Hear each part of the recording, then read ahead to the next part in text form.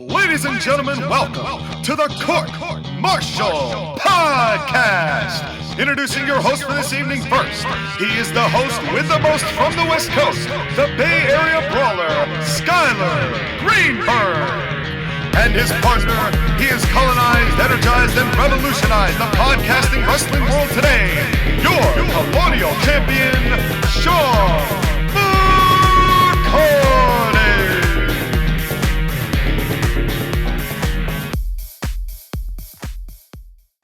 And welcome, ladies and gentlemen, to Night 1 Review, or WrestleMania Saturday as they called it, for WrestleMania 38. It is the review from the crew here at the Court-Martail Podcast. I am your Colonial champion, Sean McCarty, here to break down the top of the top, the bottom of the bottom, and everything in between as we decide whether we continue watching WWE pay-per-views going forward. But I cannot do it alone, because I've brought a man who I sorely missed last week in an unbelievable way, in all sorts of ways, so it's great to have him back.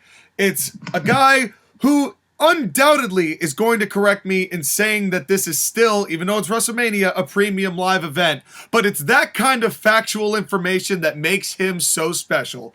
The man of the hour, the man with the power, too sweet to be sour. He is the Bay Area Brawler himself, Skylar Greenberg. Welcome back, my man. I've missed you. Well, you see, I've been busy on a scouting trip for when we do the ad drops for the National Wrestling League. Yes. I've been scouring the sources, looking for the best and the worst of professional wrestling, and I think I have something. But stay tuned for that in May. Yeah, that's going to be something else when we get to our NWL ACPW ad drops, which next week is ACPW versus NWL Season 3, Episode 3, going to be fantastic amount of time. And how quickly this month has passed already, just because WrestleMania season is so hustling and bustling. But we've got a full night. At some point, we are going to get some notes from Josh again, who is going to be joining us, hopefully for Night 2's review. But until then, we've got Night 1 to review. And Skylar, let's start with an overview. What did you think of the show? I loved it. Now, define loved it. Understandably, I have to grade on a curve because it's WWE. They still screw up good things. But there was more about this show I liked than I didn't like. Except for one notable exception. Yes, which I'm very much looking forward to discussing. As for me, this show was a little more middle of the road for me. I think that it's definitely better than what WWE has been churning out of late. I very much suspect that this will be the superior night of the two WrestleManias, because at the time of recording, Night 2 has not yet happened. So we're doing this way in advance just so that the wounds are still fresh. And we begin the night with Hold on. Whoa. Before we begin, let me go ahead and throw something out there. Okay, what would you like to throw? So, there was supposed to be a match between Xavier Woods and Kofi Kingston versus Sheamus and Ridge Holland that got cut for time. And nobody's complaining. Now, it's been moved to WrestleMania Sunday. Woo. Oh, yeah. But again, WWE, you had a 2-hour pre-show with no matches. Yeah. You could have bumped one of them to the pre-show. Come on. Hashtag bad formatting. They don't want to do that. Even though there was, on this show, it wasn't as bad, but you can make the case for a couple of those matches that could have been pre-show matches. But we had 2 hours of pre-show. I caught the last 5 minutes, and there was 6 people at the booth, and my head was just spinning, and I was like, I can't watch this. It was just 6 people sitting at the booth squawking, and then continuously playing the video package that we were going to see later on during the show. Yeah, and I mean, I understand why they do that. AEW does that too, where all of the packages you see on the show are on the pre-show, so you could get hyped for it, but then when you actually see the show and see the packages, I get why they do it, but I also don't understand it, because if you're just going to show them those packages anyway, why not just fill that with matches to get people excited for the show when you're going to show them what's been happening anyway? Because they don't want to have people on the pre-show because the pre-show is not Mania. Well, even though this first match probably should have been on the pre-show. Well, and I honestly, before we even get to this, we start with Mark Wahlberg, who started talking about Texas, and isn't Mark Wahlberg from Boston? I got kind of confused. I'm like, what's he doing here? Like, I don't have a problem with Mark Wahlberg. I'm just like, but what are you doing here, though? So, anyway. And then we get the WrestleMania tradition of God Bless America. Yep, which I didn't listen to. I admit I was getting my festivities prepared for the evening. And while you were getting your festivities ready for the evening, we had the Dallas Cowboy cheerleaders. Now, okay, before we get to this, the first shot that Kevin Dunn makes to the crowd, I don't know whether you noticed this, was 20 already bored smarks who are already sitting on their hands like, this is gonna suck. And it was like, way to introduce the tone of WrestleMania this year based on the hype. And, I mean, you could have had the cameraman just give a notice like, hey, you guys are live. Yeah. It's simple. Again. But then as you said, the cheerleaders come out. Did WWE pay for Thunderstruck? They probably had to. That's I thought that was very interesting, although it was a terrible cut of the song. They went very strangely with it. The cheerleaders were in there, and this was one of the funniest things I had about the show. The Dallas Cowboy cheerleaders, with almost any other crowd, would have been cheered, because, hot women, down for it. But this is a bunch of smarks who care only about the wrestling and don't have any idea what feeling women is like or lust. And so, whoa. It's true. Whoa. And so the whole crowd. You are insulting me while you were saying this. Well, because both you and Joshua had a problem with it, and I'm sitting there going, everyone who has ever had the insatiable lust and satisfaction of a woman had no problem with them being there, but because Dallas was full of internet smarks, they all got upset and they got no reaction. That's the funniest fucking thing. I think that is amazing. Professional wrestling, ladies and gentlemen, look how far we've come. Sorry, Sky. It was just so entertaining. It was so funny. Let's just get to the match. Yeah, let's get to Pat's fantastic looking jacket. Pat looking sharp. But then we get to match number 1, and I feel bad for this match. Not that it was going to be any good if what happened didn't happen, but I still feel bad when something like this happens. It's Shinsuke Nakamura and Rick Booger versus the Usos. Where do we start with this one, Sky? We start with the fact that Shinsuke Nakamura and Rick Boogs' ring attire was an ad for Mike's Hard Lemonade half and half. I mean, any way to get the plug in, I guess. Have we fallen so far that now the ads are sponsoring the wrestlers' ring attire? Yes.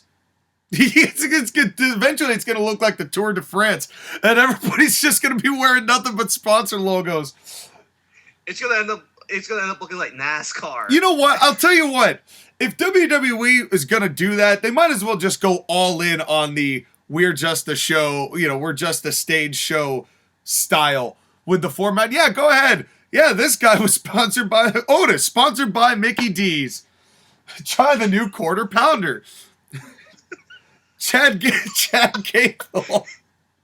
Chad Gable. Let's see. What's a good sponsor for Chad Gable? Chad Gable doing Code Academy. Yeah. Chad Gable either doing Code Academy or selling like protein shakes. Not like Simon Dean selling protein shakes, but like actual effective protein shakes because he looks in great shape.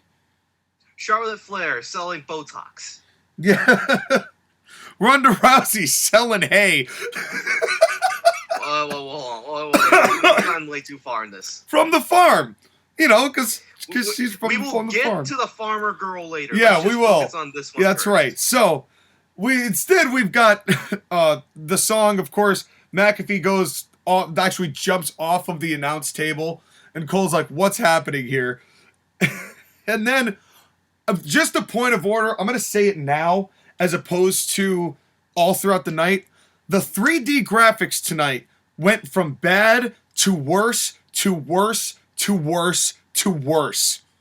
As the night went on, the graphics got even they were the worst, one of the worst parts of the formatting of the show. Normally I don't have a problem with that, but for some reason it irked me on this WrestleMania.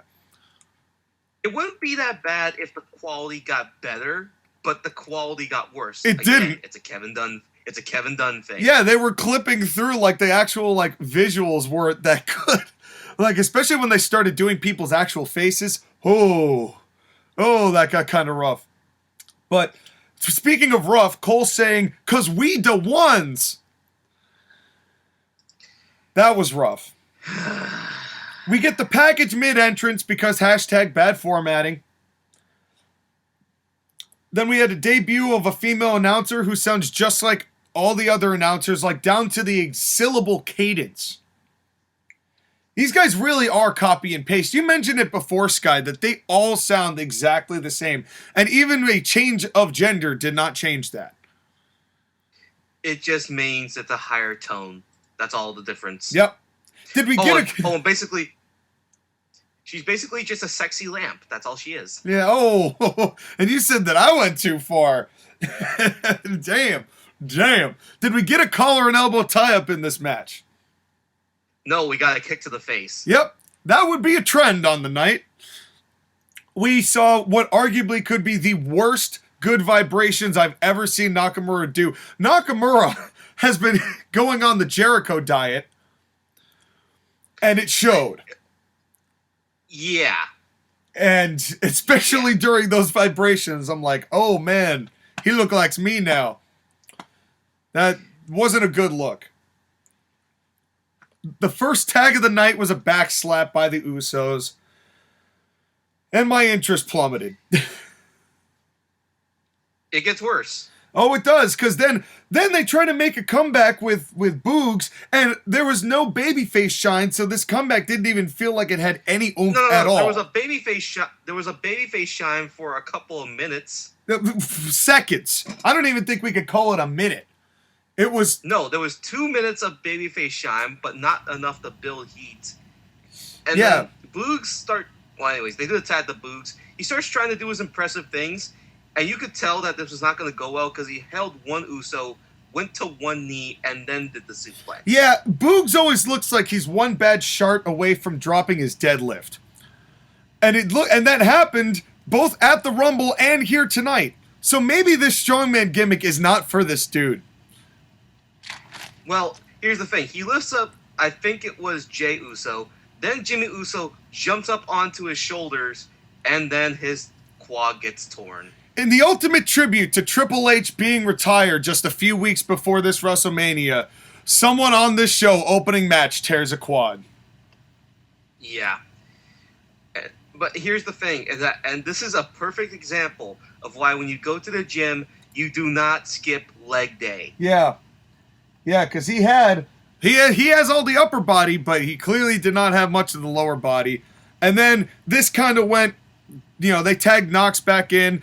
Nakamura apparently ate a few shrimp tempura before he got back into the ring because he was slower than he was when he started.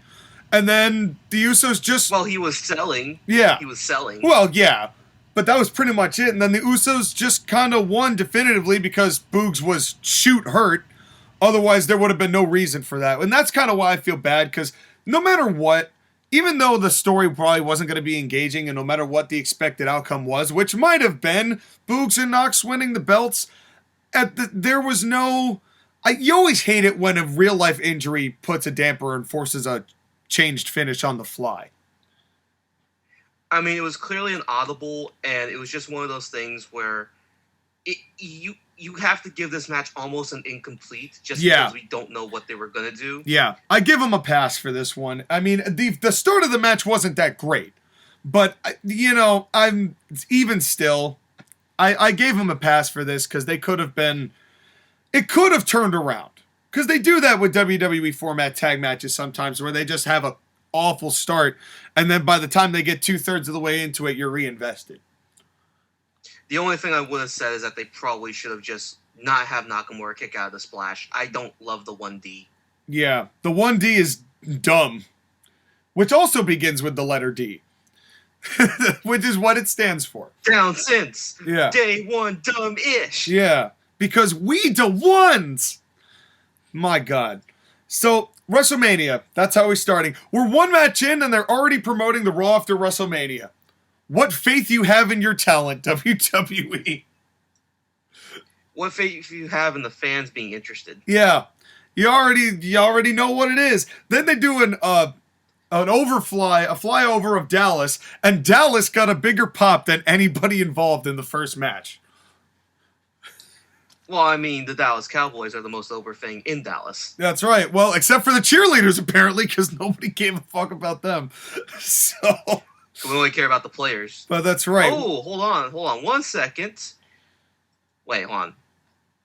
Have we Josh received? again has sent notes. All right, I will be interested. Did he send them to my email or your email?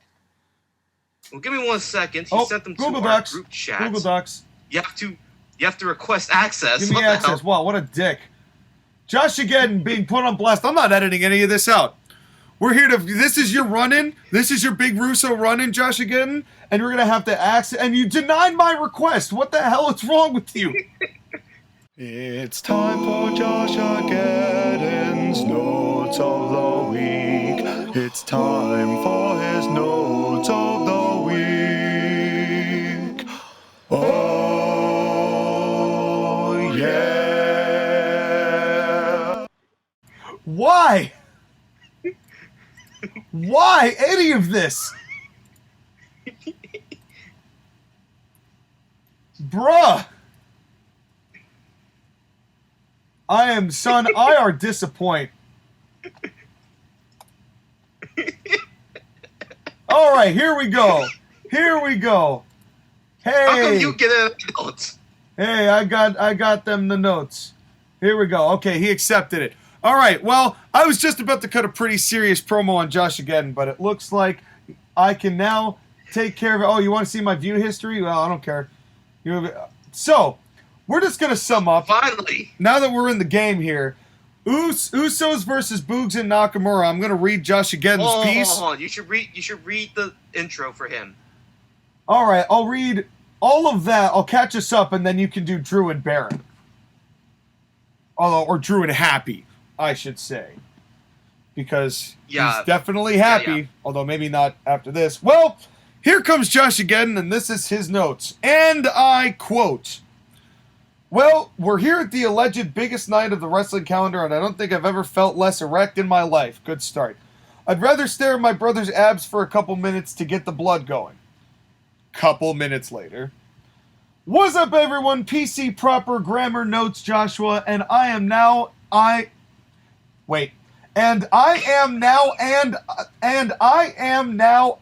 am fully erect and prepared to talk about a lifeless husk of something that used to be fun to talk about." This all capitals, everybody. Proper grammar. Good job. Nailing it. "This was only night one," and then once again in all caps, "not fucking WrestleMania Saturday. That's dumb and I hate everything this company does. So maybe night two will suck less dick than I do," which is none. He's lying to you. We begin with the Usos versus Boogs and Nakamura for the SmackDown Tag Team jock straps. "Why the fuck am I watching Mark Wahlberg and cheerleading? 10 seconds in and I'm already confused, frustrated, and a virgin. Boogs completely sucks the life energy out of the building, and Nakamura is such an afterthought it hurts. I was over this pairing the day it first became a thing, and I don't give a shit about the Usos anymore.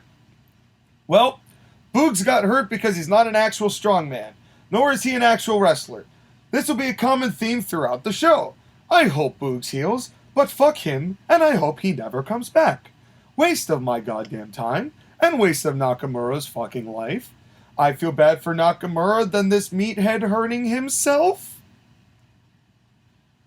This has been Story Time with Josh Agedden with a whole bunch of inflections that may or may not have made sense in context. So, everybody up to speed? How y'all doing? Jesus, that was bad. Yeah, that was almost as bad as the opening proceedings. But we got a turnaround here, thankfully. And I know that's going to be a surprise to some people, but yes, I actually enjoyed this next piece. It was Happy Corbin versus Drew McIntyre. And while the backstory on this was regarding the feud itself, the execution of this was actually quite entertaining. What did you think? This felt like a really okay TV match. Which is unfortunately good by WrestleMania, by WWE standards at this point. Basically. But yes, it's honestly, when they recapped everything that happened at Baron Corbin in the past 6 months, it really is kind of funny how like much he just like owned this role and just owned the gimmick. Because he did try to, he's doing his damnedest with it. And you could tell, you cannot say that Happy Corbin does not at least put in effort. He tries with the worst material they give him, and he at least salvages it to be at least somewhat entertaining to watch and listen. Yeah, I will give this guy credit. Now, while I don't like any of the bad jokes that they do, because it's all way over-exaggerated laughing and very much scripted lines, if they had allowed Corbin to develop this kind of gimmick on his own, to make it and let him speak for himself and give some good, if he were able to cut some good promos on his own, I think this gimmick does have the potential to work, but it's WWE formatting, and once again, that usually hurts what otherwise is a talented human being. Speaking of which, Drew McIntyre and his sword. Which is the gimmick now. Drew's gimmick is I am Scotsman with sword. And even though he got a pop, I just wish he'd felt more important. Given what we saw years prior. I know. Yeah, it's just a shame. No one's hurt more than me by the fact that Drew McIntyre is wrestling a meaningless match with Baron Corbin. But at least to Drew's credit, he did do a good job with it, because I think it's obviously more Drew than Baron that made this match what it was. And he's obviously a professional and he knows what he's doing. I just wish that this were better built so this meant more, so that a feud like this, if you're going to have this match on a WrestleMania, it would actually have the gravitas as such. But did we get a collar and elbow tie-up in this match? No. No, we did not. Pat McAfee said, one of my favorite lines of the night from commentary is he's like, yeah, prior to Happy Corbin, he was bum-ass Corbin. You go, can't forget that. And I was like, the fact wait. Hold on. Let's talk about something else on commentary. Mike, video package plays with Happy Corbin or Baron Corbin. I'm just calling him Baron. I don't want to call him Happy. But he's happy. Well, he's not probably not happy after this match. Yeah, whatever. Anyways, Baron Corbin makes jokes about Drew McIntyre's mom. And Michael Cole says, I bet Drew McIntyre's not happy about the fact that Happy Corbin is making jokes about Drew McIntyre's wife. And Pat McAfee just no-sells it and says, well, mom. But yeah. And yes. Yeah, that wasn't the only botch of commentary on Michael Cole in this match, because Cole called Pat Matt. And I was like, oh, good. It's Matt McAfee. I'm glad you know who you're talking to, Michael Cole. He's like, this is my 26th WrestleMania, and it shows. Dude, retire. Please. For the love of God. Michael Cole. Or at least take a backstage role or something. Yeah, just go yell stop. at interns. That's your job now. Go work out and yell at interns. The match itself, I would have liked to call it double tie-up, but they built to a fever pitch. The Drew dive actually had some oomph to it. It got a good reaction. I don't like that Drew does a dive, but I was here for it, so I'll take that. Though. He was the only one that did a dive all night. That's true. Well, we did get a tope suicida later. From forget who, but yes, I know Ray did it, but Drew When Drew does it, it's a big giant Yeah, Scotsman no, flying it's at totally you. different, and it is totally different. And the fact that those were the only two on the night, and this is where I will give WWE far more points than I will ever give AEW. WWE, with a handful of exceptions,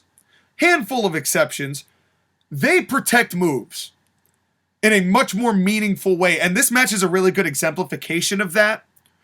Because Drew does the dive, nobody else does the dive. The only thing that was hurt in this whole show was the vertical suplex, because almost every match had one. Yeah, but of all the moves to copy in a match, who cares? It's a vertical suplex. The vertical suplex is fine. At least it wasn't AEW doing every single apron spot in a match. Every single tombstone pile driver in a match. Yeah. Every single weapon spot in a match. That is my biggest complaint with AEW. On an otherwise show that could have potential, that's my biggest complaint with them, and you do not see that happen with WWE, and I respect that. And I respect that in that respect, they get that correct. And I also will say this match had a different way to get to Drew's comeback, because Baron Corbin has Drew down. He goes to the ring ropes, but Madcap Moss is there. Cheering, like he's just overly enthusiastic about how good Baron Corbin's doing. And so he's like, dude, what are you doing? Get off there. Down. Get off of there. And then that's what gives Drew the opening. And I like that. It's kind of a, it's a small miscommunication, but it's not like done maliciously. Like it was, I thought that was kind of creative. And then Drew makes his comeback. He has a mean spine buster. Yep. Then they go outside the ring. Baron Corbin hits deep six. Yep. Which didn't work. Didn't work. Never does. And then Baron Corbin dodges the Claymore, hits the end of days, and Drew McIntyre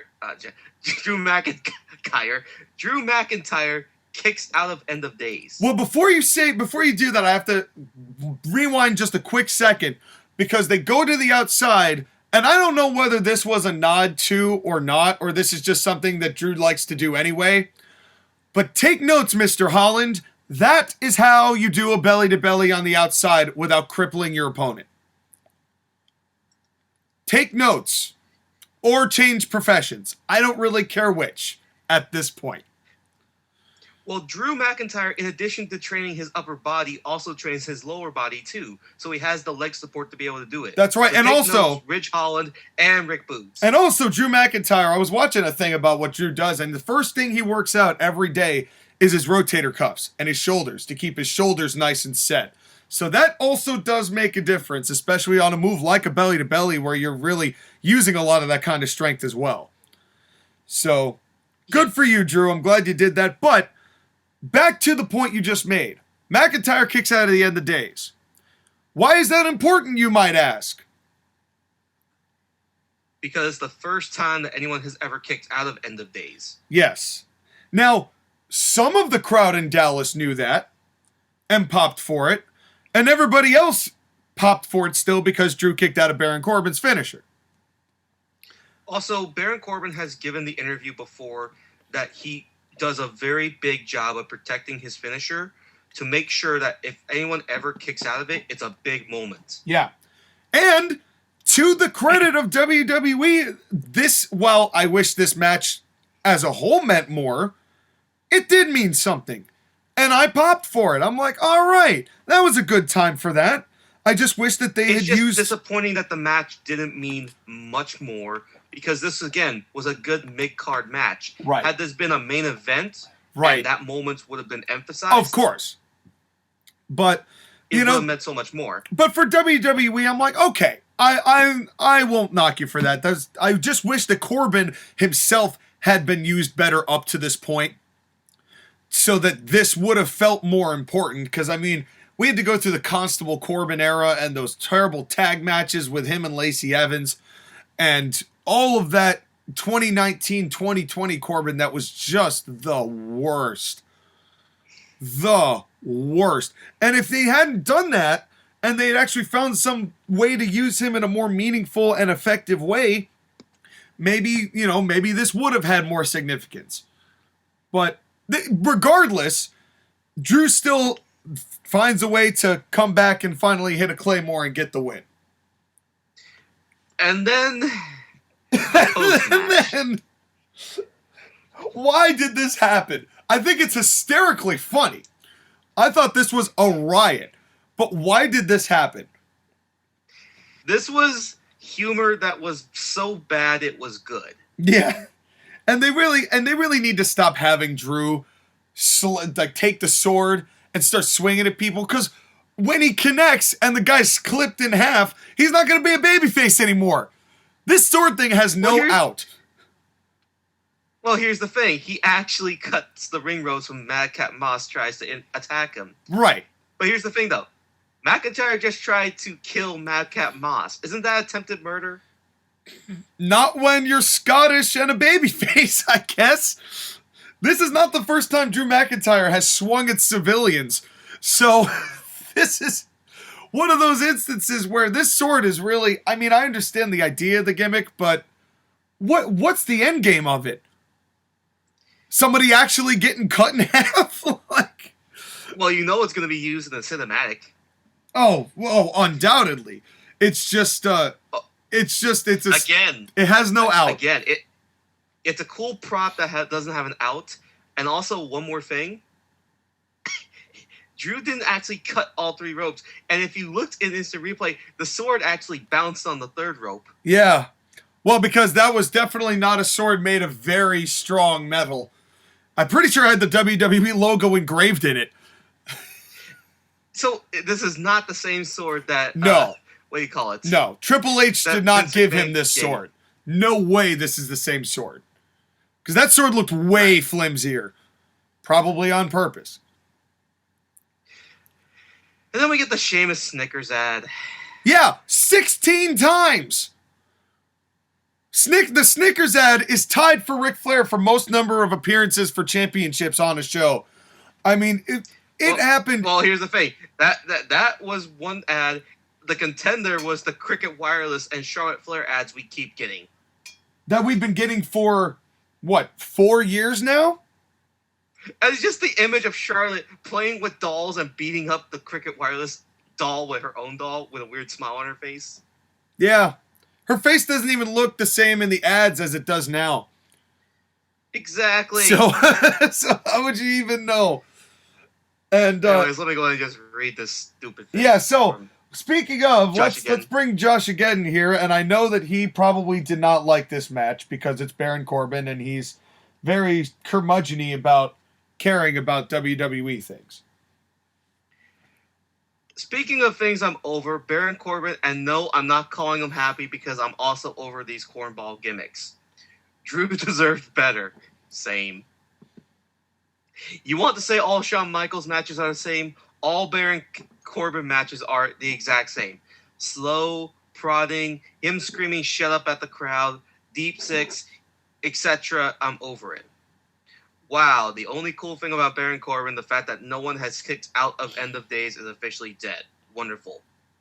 This feels like a TV match, and we are at the most stupid WrestleMania of all time. This is sad. Drew cutting the ropes in half was stupid, but at least we finally got something we've never seen before. Well, it's also worth noting that when he cut the ropes, they played like a thunderbolt sound audio effect to make it sound more menacing, like hurrah, and then boom. Because, you know, 2 matches in, and we are 2-0. I might start drinking soon. Yeah. No, he's lying. Folks, he's lying to you.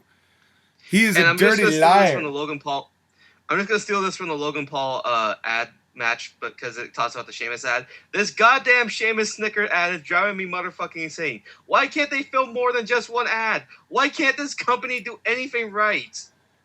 Well, they had some redeeming qualities tonight. You know, I actually ended up leaving WrestleMania a little happier than I thought I'd end up leaving on night 1. Which is really saying something, considering I thought this was going to be absolutely abysmal, and then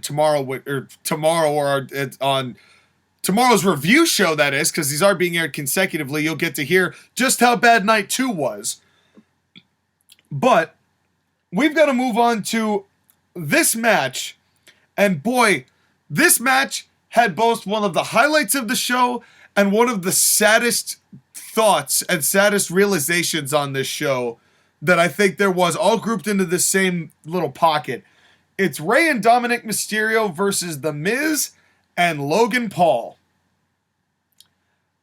Why don't you start, Sky? I have to agree with you. This match was the surprising match of night one, even if there was a realization that we both came to at the same time and we're just like, oh no. Yeah. Now hold on. Let's talk about attire, because this is one of the big things I have a problem with starting with this match. I really didn't like the tassels on Dominic Mysterio and Rey Mysterio. And I get it, Mexican flag, U.S. flag, and whatever. But that pales in comparison to what I saw on the commentary table. Oh, yeah. Jimmy Smith and Byron and Corey both wearing like neon. Well, it was like a metallic green suit for Corey Graves. And Byron was and then just... Byron Saxon wearing this bedazzled red suit. Jimmy Smith actually looking good in the midnight blue suit in the middle. Yeah, Byron looked like he was about to cater Elton John's dinner party. And meanwhile, Corey Graves is over here saying, you want my pot of gold? I was going to say, Corey Graves is one bowler cap and cane away from being the fucking Riddler. And so, only with like 1,000 times less personality. And then these guys were just squabbling all night. I'm not even going to get into any of it. I pretty much just tuned them out anytime that Raw was doing something, because it was just horrible. As it always is. Right. So, Rey and Dominic make their entrance. Then Miz and Logan Paul make their entrance. And there was a contentious thing about the fact that Logan Paul had a Pokemon card hanging from his neck. Yeah, which is allegedly like the most expensive Pokemon card ever bought, because all of the cards are getting price gouged, and because inflation. So, let me rephrase this. It wasn't the most valuable Pokemon card. He just spent the most money on that Pokemon card. So now it's a most expensive Pokemon card. But again, this part leads into what you and me both liked about this match. Logan Paul as a heel, he's a natural. Fantastic. He's a natural at it. I mean, this guy, just the little subtleties. If this dude cleaned up his basics, I wouldn't hate seeing this guy on the roster full time. That's really sad, because I really do despise Logan Paul and his philosophies and his whole mindset. But the whole thing about flexing his advantages, he's got the gimmick down perfectly. He knew when to taunt the crowd. He knew when to stand and pause for that moment so everybody could just rein the booze in. His timing was spectacular. I couldn't believe it. I couldn't believe it. I mean, it's one of those things with Logan Paul where he looks like a veteran wrestler besides the basics parts. But he looked like a veteran wrestler because he knew everything about how to be a heel. Obviously, I'm sure The Miz helped him in that. Yeah. Well, and also, but I feel like The Miz could have taken a couple pointers from Logan Paul in this situation. But that's also the biggest thing that you and me both came to a realization about. The Logan Paul does The Miz's gimmick better than The Miz does. Yeah, Logan did better than all of the wrestlers in this match, and that's really depressing. Now, obviously, they protected him. Well, of course. You know, they definitely picked his spots, and his selling probably, if he had had more of it, would have left something to be desired. Incredibly so. But as far as body language otherwise, he did a pretty good job. You know, his wrestling is obviously very green, which I wouldn't expect any difference of, because this is a celebrity match, of which there are far too many on this WrestleMania duo of nights. And so on that note, I do want to say Logan Paul shouldn't have had to be there in the fucking first place. They should have had talent over enough to get the heat that Logan Paul ended up bringing to the table. He shouldn't be the highlight of heel work in this program. Having said that, though, he is. And of the people that we have seen on this particular show, at least night one, he's probably going to be the best celebrity this weekend outside of Pat McAfee, who already has a history. And he's doing the babyface bit. So there's a possibility that the best babyface and the best heel on WrestleMania are the two guys that have nothing to do with wrestling for the most part. Their popularity stems from elsewhere. Well, we'll say that about the male talent, but I have an argument about who the best babyface is in WrestleMania. All right, well, yes, we'll definitely get to that because there is a point to be made for the women, and I think I know where you're going with that. How do you feel about Dominic Mysterio? Is he getting better, or is he just he's learning good things, but he's also learning bad things? I can't tell. He's learning how to work a modern style of wrestling instead of learning the traditional style of wrestling and then adding all of the modern, fun, intriguing lucha stuff to it to make it mean something. All I see out of Dominic is moves. And that doesn't do it for me. And that's unfortunately what modern wrestling is, and that's how modern wrestling's taught in a lot of ways. And that's really the sad part about it, is that I don't know if he's in an environment right now to be getting better. Because you could have said Nia Jax could have gotten better in that whole time. But the main roster doesn't really help you improve. Not from what I can see. I feel like it depends. Like, obviously because his father is Ray's going to break down his matches with him and they're going to talk about what he needs to do. I'd hope. But the problem with this is just with Dominic in particular is that he does have athleticism. He does have certain Lucha Libre stuff down, but he needs to work an American style better. It's hard to explain. Yeah, no, I know, I understand what you're saying, because, I mean, honestly, even though Kevin Owens was terrific in NXT, he got hampered back, but he's gotten better and better and better and better, at least on the microphone, even though the booking sometimes doesn't match that. He's a guy who I would say has benefited a lot from the main roster. I just think that if you're as inexperienced as Dominic was when you start, you have to already know a good extent of what you're doing before the main roster can benefit you. Right. I'm sure as he gets more experience, he'll get better. It's just hard to project what he's going to be. Yeah. That's absolutely the truth. I mean, it still feels like it's untapped potential, but how long do we wait is another question. I think here's the thing, though, is that Dominic Mysterio is very young. Yes. Obviously. Yes. He's got time. He's only 24 years old. I would say 2 or 3 years from now, he'll be a much better wrestler. But I also would counter that, unfortunately, I don't think Dominic takes as naturally to wrestling as his father, or to even people like Logan Paul and Braun Steiner and MJF, who are all in that same kind of range. So it's going to be, Dominic's going to have to put in more work than a lot of those people to whom that occurs naturally. And I hope that he's able to do that and put the work in and be successful in that effort. But that's also, again, another indictment, is that in this match, Logan Paul took to the ring more naturally than Dominic did. Like, for example, this is a very little thing. Did you notice the way that Logan Paul was doing his pins and the way he was grabbing the leg? Yes.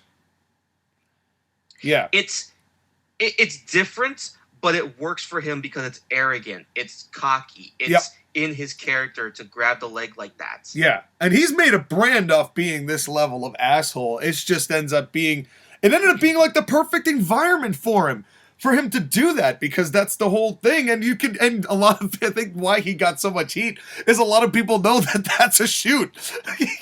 that really is him. That is his personality. You can believe that Logan Paul is that much of a dick because he is.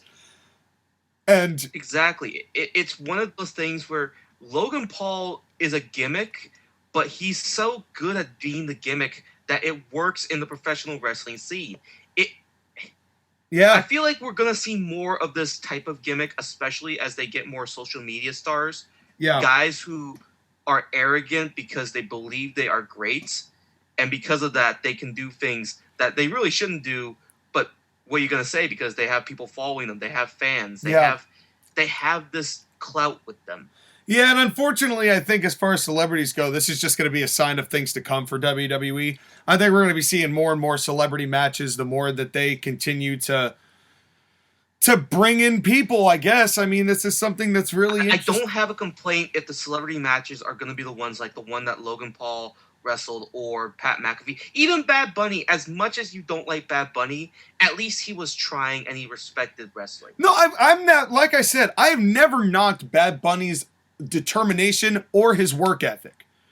It's just for the size he is, the moves he executes are just that. They're just moves. I want to see, if we're going to do a match with Bad Bunny, I want to see a little bit more psychology to it, but I don't want him to be a giant killer either, because they made him out to be a giant killer. It's all about perception. Perception is reality, and they made Bad Bunny look like he was world championship material, contender material, which he's not. And it downplayed Damian Priest to some degree. And Miz, I mean, on that same logic, Miz looked like a total chump next to Logan Paul, kind of furthering all of our opinions of the Miz. And so, again, it's one of those things where because Logan Paul is taller and is in somewhat better shape, he can get away with things that the Miz can't. Yeah, and like when Ray does the two of the Three Amigos. And Logan Paul gets in, he does the Three Amigos, and he does the little shimmy and shake before the frog splash. That got heat. Now, here's the thing, Sean. Go ahead and make your Eddie Guerrero rant right now. Let Eddie die. Please. Please. That's all I've got to say. But I will say this. Logan Paul's hip swivel was better than Ray's. Well, Ray didn't do the hip swivel. No, he tried. Ray always tries, but he ends up, because he's so small, he ends up having to use like both of his legs, like as it's not a swivel. It's like he uses the entire lower half of his body to turn around because he has to, because he's that small, not a knock. But Paul, he's got those long, lanky legs, so you can see that full rotation of the hips. And I think that was also part of why that got so much heat, because it looked phenomenal. Right, even the nip up he did, and then going to the top rope to do the shimmy and shake. And I will make a point about the Eddie Guerrero thing. If you're gonna do it with people that were friends with Eddie in real life. Yeah. Yeah. Which is why, but that's why I like why Logan Paul did this though. Because I like it as a way of getting heat. If you're always gonna bring up Eddie, use it and let it be something that gets a real reaction. Half the time, it doesn't get real reactions. This did. And then Logan Paul hits the frog splash, 1, 2, and Dom missed breaking up the count, but he just got his hand on Logan Paul, like slapped his shoulder, and the referee called it. Well, it's Dominic being green and not knowing what to do. And I'm like, oh, man, this is WrestleMania, though. I wish that Dom looked the weakest so we could just say that he has to build up, but Miz looked the weakest and he has no excuse. Which is more infuriating because the Miz was the one who got the pin. Yeah, which I understand why, but I feel like, because obviously they don't want to give Logan Paul a win and then have none of the wrestlers come out of that on top. At least somebody's thinking about that. But this match was better than it had any right being. And it made sense, by the way. It's not because of the Miz. It's because of Logan Paul. It's because Logan Paul and then the Miz betrays him because why not? That made no sense. Because Logan Paul's not going to be a babyface if he gets into a feud with the Miz. And Miz is not going to be cheered as a babyface. What was the point of that? I'm pretty sure it's just to write off Logan Paul. Yeah, I guess. And I love though at the very end, he's like, he gets up and then he's walking back and he's like, what was that? And I'm like, I don't know. It's like, nobody knows. It was so out of nowhere. But honestly, this was a lot more fun than it should have been. And I was there for it. You impressed me, Logan Paul. I don't like you, the person. I don't like anything you stand for, but you impressed me here tonight in the world of professional wrestling. Okay. Would you like to hear what Josh again had to say? Notes. This won't take long because he kind of hated this match just on principle. And I quote, Fuck this company for having so many celebrities and non-wrestlers on this show and tomorrow's show. WWE should be embarrassed of themselves, not by themselves, because this is legitimately depressing. Which I don't disagree with, as I mentioned before. I wish Miz would tear his quad instead of Boogs, damn, because I've been sick of the Miz since 2012. Maurice deserves better. Well, I can't comment on that. Hold on. Read the next sentence. Oh, before I read the next sentence, does she though? Read the next sentence. Everyone who's a Miz fan is someone who also likes cold pizza, warm soda, and dislikes The Last Jedi. Well, The Last Jedi sucked. So fuck you, Joshua. And also, cold pizza is a very good hangover breakfast food. I'm just saying. Warm soda, we can agree with, is bad. Warm soda The Last sucks. Jedi was terrible, and you know it. The Last Jedi was long. The Last Jedi was just long and confusing. The Last Jedi was an AEW show. That's why you liked it. All right, settle down, you two. Settle down. You might as well rename Rey Skywalker into Britt Baker and get done with it already. Oh, well, come on. Britt Baker's better than Rey. You know that. Is she, though? Yeah. Basically, every single way you could be wrong about something. All the Eddie tributes in this match are making me laugh so hard because the most over person in this match has been dead for almost 20 years. I actually disagree with that. And that's basically WWE at this point in 2022. Just because Logan Paul was so incredibly over as a heel. I couldn't believe it. I still can't believe it, really, how well that ended up going. I have nothing to say about this match because it offends me by existing. Fuck everyone involved, including Rey and Dominic. Also, Dominic, find a new career. Again, I'm over it. And then speaking of over it, here comes Stephanie McMahon inventing Gable Stevenson. Gable Steveson. I thought it was Stevenson as well until they actually put it on the Tron. I'm like, oh, okay. Maybe that was why she was out there. Hi, I'm not going to be condescending, but y'all been saying his name wrong, so I'm going to put it up here on this graphic and have him show up. And I don't know. I like the extra N, but yeah, I do too. Gable Steveson. I do too. Gable Stevenson's fine, but it doesn't pass the. I wouldn't put that as the name test. Gable Stevenson could pass the name test. But anyway, speaking of names, we've got two names in the women's division that I wish had gone on after the other match that occurred, the women's match that occurred, because this was. Well, I didn't see the other one, but this one was something. Well, let's just get into it. It's Bianca Belair versus Becky Lynch with a very weird video package as far as why they fought, but it ended up being for the Raw Women's Championship. Your thoughts, Skylar? Sean, are you sitting down? I'm sure you're going to say that you loved this match, but go ahead. This was the best match of the night. Is the people's main event, should have been the main event, and is the match of the weekend. Well, we have yet to see, let's work backwards there. The match of the weekend we're not sure about yet. We don't know that. We don't know that just yet. We'll have to see what happens with Roman and Brock and a couple other matches on night 2. But you'll find that out tomorrow when the podcast airs, just like we will be recording that fairly shortly. In any case... I'm sorry, no. It's going to be the match of the weekend. I can already tell you. Well, I'm going to say that is very exclusively in your opinion because I thought this match sucked. Big old balls. Until the finish. They got the finish right, and everything else was just bad. I didn't care for this match at all. I thought it was... The graphics are getting even worse. Becky apparently also joined Adam Page in the JBL Appreciation Week by rolling up in a white vehicle to get out of her entrance in her clown makeup. Well, Becky Lynch, you said that she looked like she got spray painted, right? Yeah, like somebody spray painted both of her eyes. She looks like someone took a handful of Cheetos and smashed it across her face, and she said, you know what, I'm going to wear this. You know what, that's good. Make me look like the Smarks, chins. Got you, fam.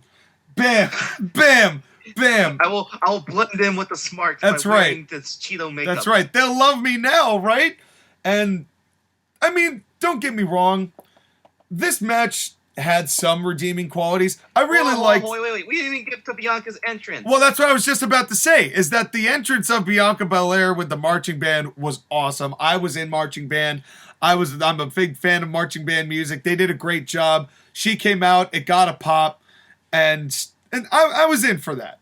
I was definitely in for also, Bianca. Also, it helps that it was a historically black college, which is a nice tie back. Nice touch. Definitely a nice touch. Did we get a Colonial tie-up in this match? No. We are 0 for 4, folks, in Colonial tie-ups. Just saying, AEW is winning the Colonial tie-up game so far. Objectively speaking. But then this match just went 100 miles an hour and started out sloppy and never really polished up. To me, this was just spots. And it was back and forth spots with some selling in between. But it was mostly just doing moves. And Becky being shocked she didn't get the pin. Okay, I think because of the fact that you hate WWE. No, I'm kidding. I know where you're going. I think part of the issue for you is that because you're so turned off by WWE, you basically dismiss a lot of the things that they do because you've seen it before. It's WWE formula, as you quintessentially stated. I will give you that. I will say that there probably is some level of bias because #bad formatting. And it's a lot of the time the formatting that makes what otherwise might be considered a good match just completely sour in my eyes. So I would say you've got that theory's got legs, sir. Let me go ahead and say that they did the callback to SummerSlam with the beginning, and they started out fast, which I agree. Some of the things they were doing were a little bit sloppy. Yeah, I understand, but I understand them trying to end it quick and the humiliating, but I didn't feel like if we were going to do a callback to the Manhandle Slam, it should have been just like a quick, especially because Bianca was going to do, she did the handshake thing, which I get. Like, I understand why they did it, right? I'm not saying that I don't. I don't care for the fact that this is a bigger match. That was done on the fly, so there's no reason for this to be that sense of urgency. Well, there was a sense of urgency because the story of this match was Becky being frustrated that she threw everything she had in her arsenal at Bianca, and Bianca would not go away. And because Becky knows that Bianca is stronger, she knows that Bianca is faster, she has to cheat in order to win. And she has to do these quick little things. She has to do these little things during the match in order to win because she can't beat Bianca head on. Right, and I appreciate her trying to get the foot on the ropes and things like that. It's just that they were small things, but there was never any time to digest them properly. What was digested properly is when they were, both over the top rope and they ended up having to sell on the outside for a little while. They did that, which was fine, until they ruined that by having Bianca take, and I know I'm skipping a lot. So bear with me here. I know I'm skipping a lot. When they finally did the Becky Lynch, what was it? The Beck-sploder onto the steps? No, it was the Manhandle Slam. Manhandle Slam, right. So they did the Manhandle Slam on the steps. And then they go in and they get 5, 6, 7, 8, 9, and all of a sudden Bianca Belair gets a sensu bean and just comes right into the ring. It's like, if you're going to sell that, sell it. But don't make it sound like all of a sudden you just got that random burst of adrenaline to come in. That's another bad formatting thing that WWE specifically has been known to do so frequently, and I hate it. Okay, let me go back. Backtracking now. I skipped a lot. You skipped a lot. I skipped a lot.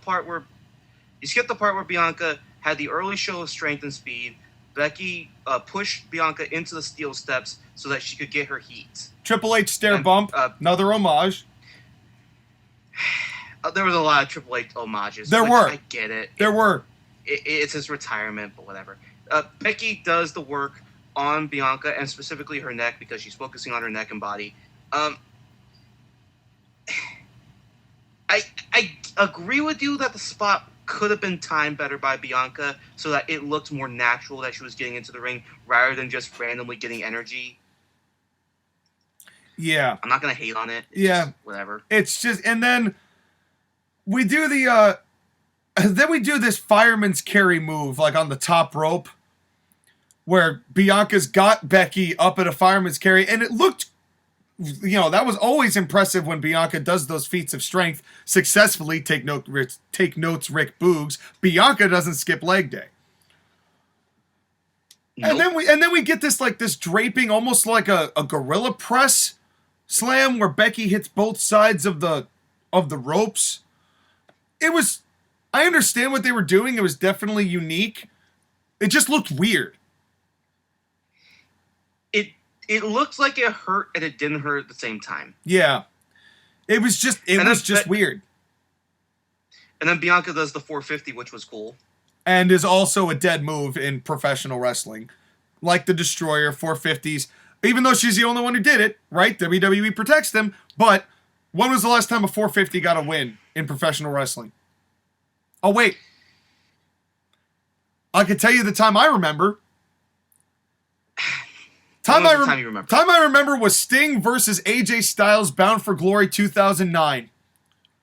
And AJ beat Sting with it. And won the world title to close the show. Fine. That's all. That's the last time I remember a 450 winning. Again, looks cool. Bianca did it great. Looked great. And also taught Becky how to do an actual flip. Well, Becky hungs up Bianca on the ropes. Then Becky does this thing from the top rope where she rotates her body and her feet hit Bianca in the head. It was supposed to be a Molly go round. Except Becky didn't go round. She way misjudged where she was in respect to where Bianca was. And Bianca got a big old boot to the eye. And I bet you that she got a big old shiner out of that because it looked like it was swelling for the rest of the match.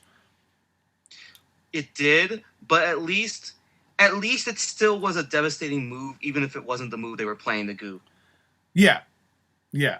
And I mean, it's still, again, a stiff shot here and there doesn't hurt the quality of a match. I always like my matches a little clunkier, like Campbell's Chunky Soup. A little clunky. Right, and that's one of the things that added to this match is that there were some moves that were either sloppy or kind of could be considered botches, but they looked more like match moves happening compared to what happens later on in the other women's match. Which we'll get to in just a little bit. This was definitely a little clunkier, but it didn't feel clunky in the way of it's a struggle for me. It felt more like it was clunky in these are the moves that we had planned out and they just didn't look as good as we could have made them look. It was also more of like they were trying to look like they were going to wrestling rather than just say, hey, this spot is happening because it's happening. Yeah, and I think that was, again, the structure of this match just didn't do it for me. Even though they had bits and pieces that do make sense, right? I'm not saying the whole thing was a wash. It wasn't my favorite match. I didn't really care for it. But then Bianca surprised us all. Well, hold on. She does the KOD to the outside. Becky rolls out. Oh, yeah. That was the... Sorry. My bad. I got my spots mixed up.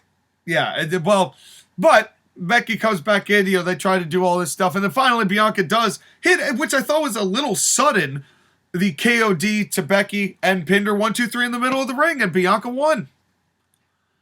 And I genuinely didn't think WWE was going to do it. Bianca did kick out of the Manhandle Slam, right? Yes. She kicked out 2 of them. Well, she came back into the ring at one of them because the one of them was onto the steps. But then the second one she kicked out of. Right. And then the KOD, which the second that she got the KOD, everybody stood up because they realized this could be it. Yeah. And then it was, and it got a great reaction. Bianca really is one of the best baby faces that women's division has got. And the fact that they don't... No, not one of, the best. And it's, well, because it's who else are you going to have on the list? Well, hold on. Let me go ahead and present my bias about why I love this match. And I'll be fair, okay?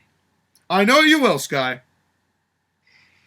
But ever since I saw Bianca Belair in the Mae Young Classic all those years ago in that underrated match with Kairi Sane, I thought she could be a star. Like, when I saw her at the time, I thought, she is really, really raw.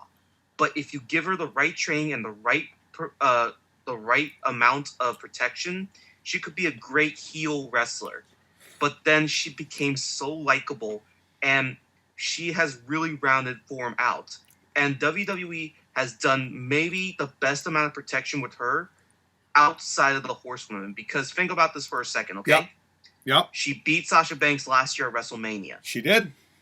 Main event. She had a feud in the main event. She had a feud with Bayley and beat Bayley in the feud twice, including a Hell in a Cell match to cap it off. Yep.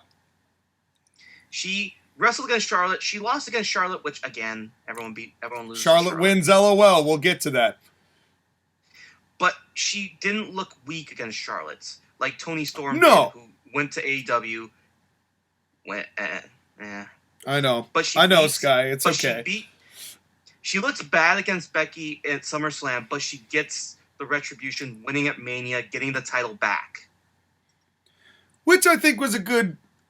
I'm very glad that they actually just knew that the right result was give it to Bianca, because I was so afraid they were going to have Becky win again and keep that running and not have the faith in Bianca. But they clearly see in Bianca what you see in Bianca. And I honestly do as well. When I saw her in NXT, I'm like, all right, this girl's got something. You could tell that she's got something. You know, what she's going to turn into, who knows? But this woman has the capability. The potential was there. And then when she came on the main roster, almost immediately from her, prior to the Rumble, but she was I believe the last woman standing, one of the last two in the NXT versus WWE versus SmackDown edition of Survivor Series. Yep. Then they had her win the Rumble, and then, of course, the main event of Mania, and the tag titles with Sasha Banks, which mean nothing, but they have, for the most part, seen in Bianca that she is capable of really catering to an audience of in a babyface way. And I think that I hope that they continue to cultivate Bianca and add some depth to her gimmick as time goes on, so that she does not end up being monotonous 4 or 5 years down the line because we've seen it. Right. But I think they truly do care about her, because of all the women post-Horsewomen, there hasn't been anyone protected like her. Not Rhea Ripley, nope. Not Asuka, not Toni Storm, not anybody else. Bianca is the only one of the post-Horsewomen era that matched up to the Horsewomen. Yeah, and that's a shame, because Rhea Ripley should be in that same level of respected categorically, but she ended up being teamed up with Nikki Ash. And losing to Charlotte. It's not even Nikki Ash that's the problem. It's that she lost to Charlotte. And the way she lost to Charlotte. Twice. Yeah. I don't know why I still don't understand that, man. I don't get it. But Bianca, they clearly see something in, and I'm glad that she got this. I'm glad she got this moment. Right? That was not my critique of the match. That I liked. I'm happy Bianca won it.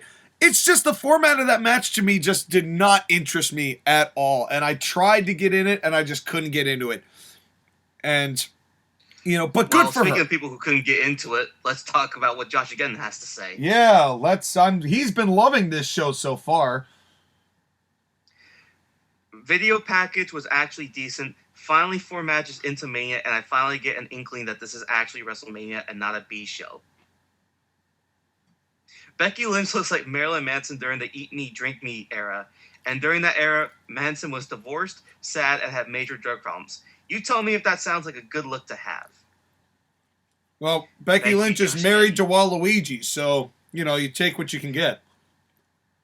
This match is so damn sloppy. I remember their match at Extreme Rules being much better before the DQ, because of course there was a DQ on a fucking Extreme Rules show, because fuck everything that makes sense. Yep. Jesus, Becky mistimed that Molly go round. Could have easily ripped out Bianca's eye. That was nasty. Hope Bianca isn't concussed or anything.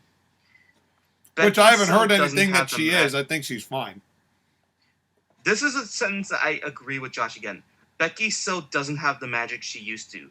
She used to feel explosive and intense, but now she feels tentative and meh. I think it all had to do with how they chose to turn her heel at SmackDown. It's not at SmackDown. At SummerSlam. It's not the fact that she turned heel, it's how she turned heel. I think we can make the comparison because I also turned her heel when I brought her back. But the way I brought her back is that I redefined her gimmick in a way that she knows she's the hot shit and she is going to be the hot shit. But the way that WWE's doing it is just kind of eh. Yeah. A victim of her build and a victim of her booking. Because, again, she's one who should mean more. And, you know, at another time, Sky, yeah, this match would have main evented this night. Couldn't have, though, given what we ended up getting as the main event of the night, which we'll get to shortly. But it should have been the co-main event at the very least. Yeah, it could have. It felt more meaningful than the hype surrounding Ronda and Charlotte. The Uranagi on the steps was dope. I know he did that on purpose. Of course he did. I'm proud of you, Sky. Well done. I'm genuinely shocked that Bianca won. I'm not used to this company making the correct decisions, but this match could have been better. Yeah, that's pretty much, that would summate what I felt about the match, so I get it. And then, before we get into this next match/segment, we get 2 video commercials in a row for the TV show on the Peacock, WWE Evil, which is the story of how everybody gets to be characters and mean on the bad guy, and look how nasty we are. Produced by the penultimate babyface John Cena. You cannot write this, folks. That is the facts. Do do do do. Do do do do.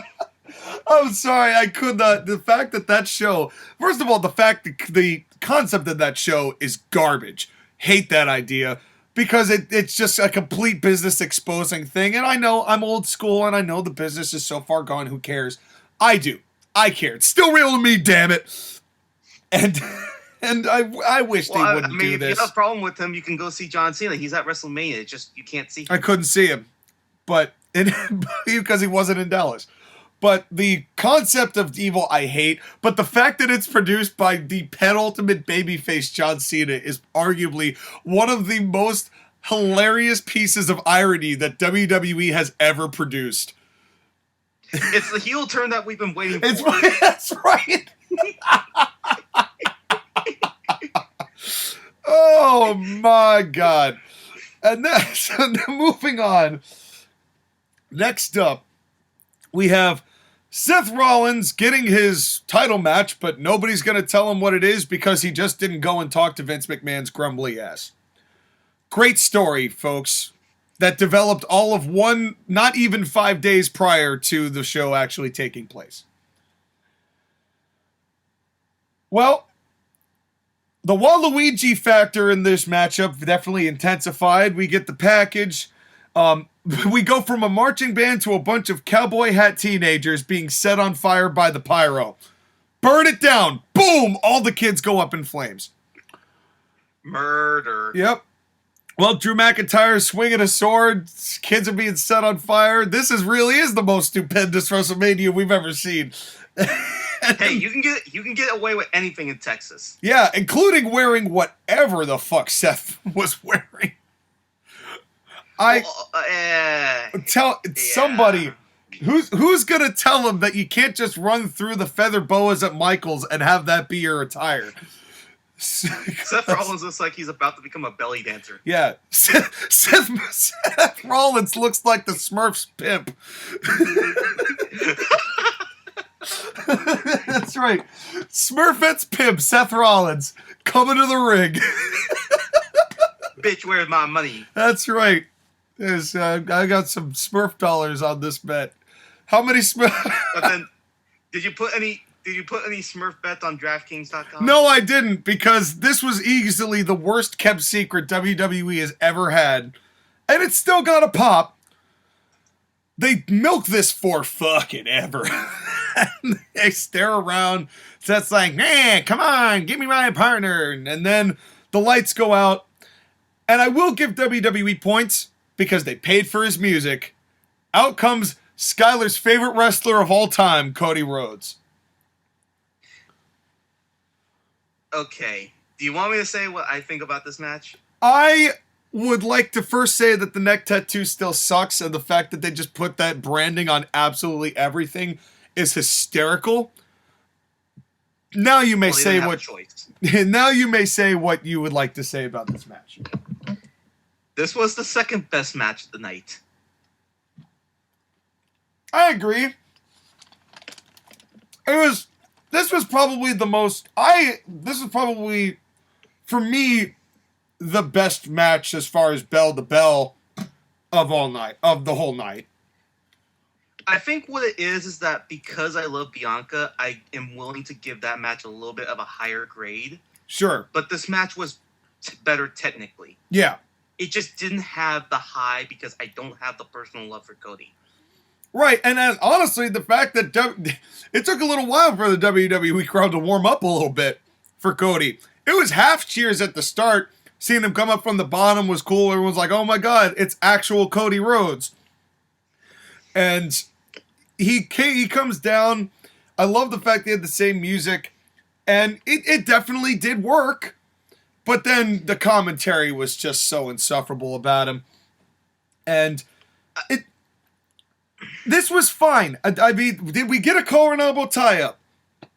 Yes. Finally! 1 for 5 on the night.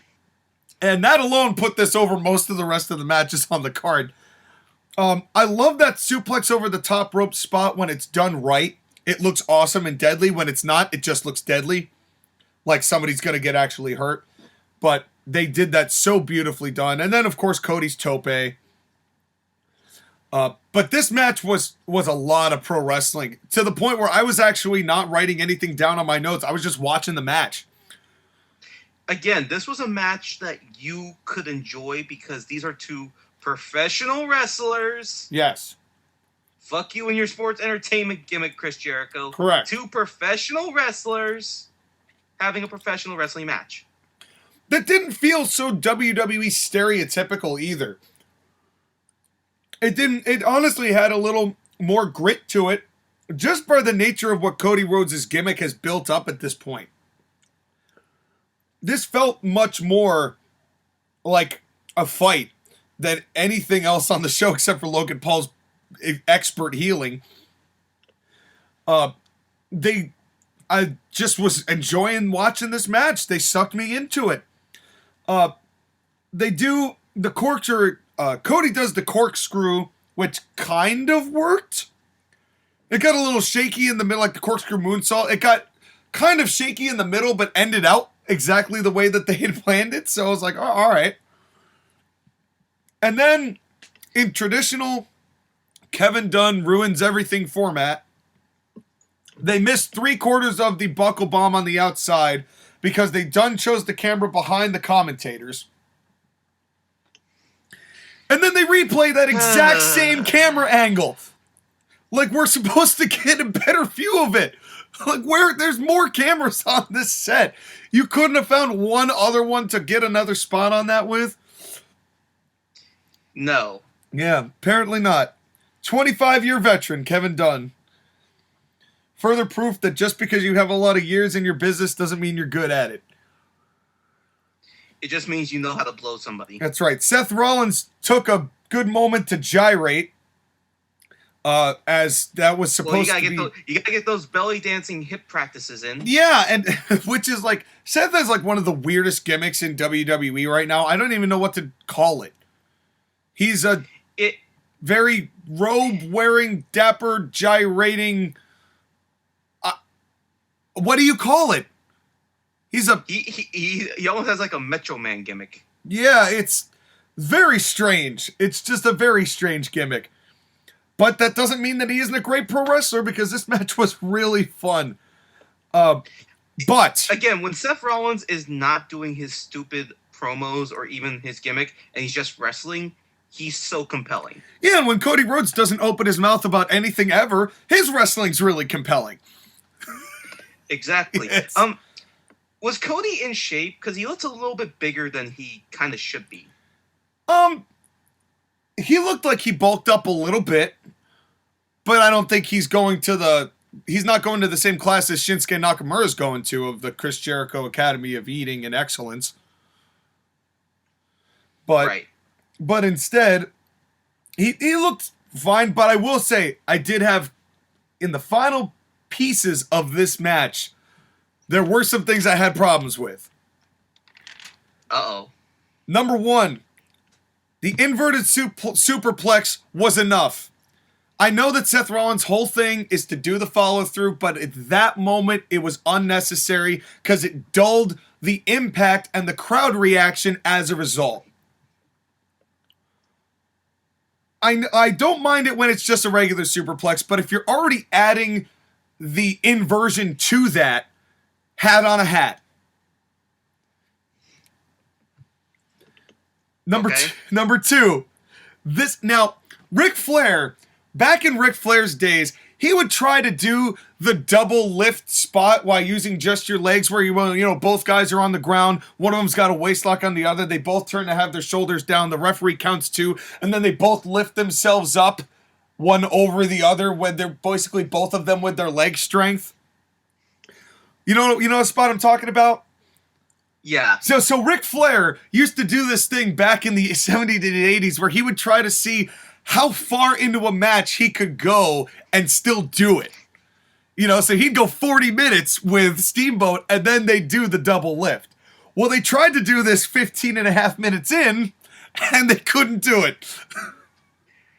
And then... They wanted to. I know they wanted to, but they couldn't do it. And then they get to the most annoying part. Cody Rhodes sets up in position to kind of do the pedigree, and then he just does an in-and-out powerbomb. Which was also strange, and also the Cody Cutter's kind of a dumb move. It's the springboard stunner that John Cena used to do. Yeah, it's that, but without the springboard, so it just looks planned. Well, he's jumping from the middle and top rope to do the cutter. Yeah, I don't know. I don't really care for the Cody Cutter. It's just not my thing. And then it just started going a little long. It was good. Here's the thing, though. But long. Seth Rollins does the pedigree, and isn't he the heel? But why is he using a babyface move now? Well, he's always used a pedigree ever since the whole Triple H thing. And because... I know. It's Cody Rhodes. Those are tired old tropes, Scott. All right. Maybe that joke will die out now that Cody's in WWE, but I understand your point. I see what you're saying. And then this finishing sequence with the 2 crossroads, the bionic elbow, and then another crossroads. Again, I know the Dusty tributes got a little bit hammed, but it's his son. If you're going to do it, this is the right way to do it. Well, I hope that if they're going to hype up the Dusty legacy, now I hope somebody uses some heat and we actually finally get some Dusty talk and about Cody Rhodes and coming up with some real issues with Cody Rhodes. But, we'll see how that goes. Seth Rollins, they did the little thing at the beginning where Seth Rollins was one of Dusty's putils, and now he's wrestling against his own flesh and blood. If they continue the Cody and Seth Rollins feud... Which I would not be upset about. If Cody Rhodes' first opponents for a little while is Seth Rollins, I'm for that. Because this match was good. It just went a little long, but it was good. But I'm really afraid that Dusty's going to end up being the new Eddie on that basis, though. But I see what you're saying, because it is Cody. So, fine. And besides, him being in the shadow with his father is his basically entire gimmick. It's his whole gimmick. And if it's part of a gimmick and it's his son again, I'm fine with it. Well, would you like to hear what Josh Geddon had to say about this match? Go ahead. Here we go. First off, fuck Snickers. Because of the Sheamus commercial, of course, for those of you who aren't paying attention. Seth's opponent is such a mystery that everyone is chanting Cody. Remember when this sport used to have a little bit of mystery and intrigue? Thanks, social media and WWE doing a shit job of keeping this a secret. Agree. Cody actually feels like a star somewhat. Also agree. Wow, this actually feels like a WrestleMania match and moment. I feel like I've been wondering, not wandering, but wondering, pondering perhaps, wandering the desert for 40 years. Is it even a real concept? because I pissed off God too many times because I was worshiping a golden cow, and this is the first time I've drank water and not my own piss to survive.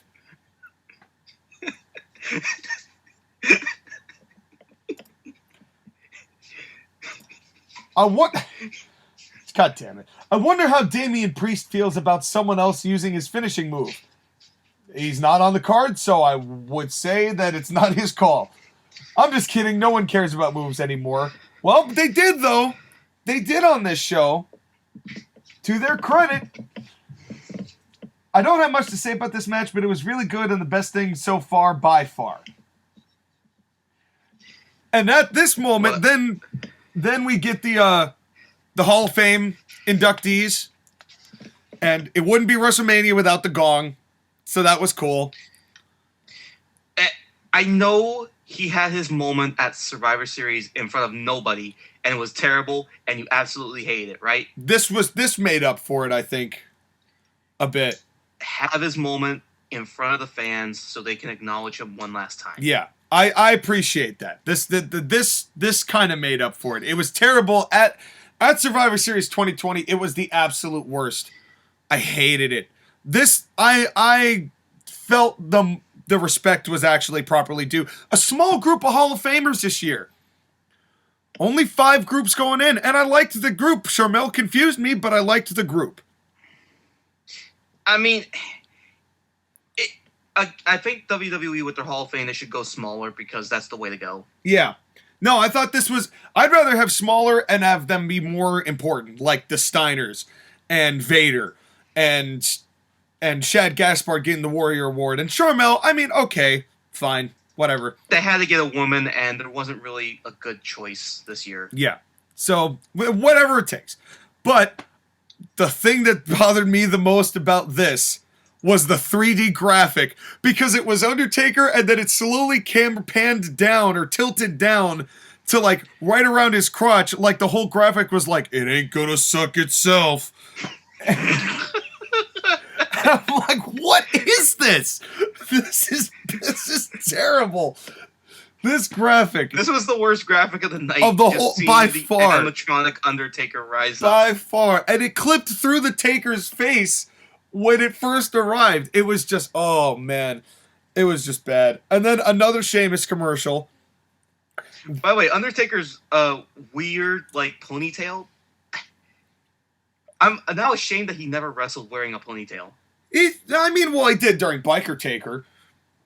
But... Did he, though? Yeah, occasionally. Occasionally. And anyway, then they do the announce record, and I call bullshit on this number, because there's no way they got 77,000 people to watch this WrestleMania. You weren't there, so you can't say. You're right, but I still call bullshit on the number. I still call bull. Because they're known for that. Speaking of the bullshit. Well, this is the part... Okay, let's take a step back for a second. I'm going to talk real with y'all. A couple weeks ago, Skylar and I were on the podcast, and I told all of you then, I will not be giving Ronda Rousey the satisfaction of watching her match, considering her attitude towards the business, the things she said, and her overall conduct in respect to what professional wrestling is, was, and has been. She represents everything wrong with what professional wrestling is and has become. And as a result, I said a couple weeks ago, I was not watching this match. Did I not say that, Skylar? You did. Now, you can call me a lot of things. You can call me an asshole. You can call me a smark. You could call me a lover of cold pizza. I don't give a fuck. But what you cannot call me is a liar. Because I'm a man of my word, Skylar. And on the principle of I am going to do what I say I'm going to do, I left WrestleMania during the entirety of this match, drank some whiskey, and played some Wii golf. And had a great time. So I'm going to pass the baton over to you because I had the time to do that. Please tell us everything beautifully and wonderfully positive, because I'm sure I missed what is easily the best match on this show. Tell us about the SmackDown Women's Championship match.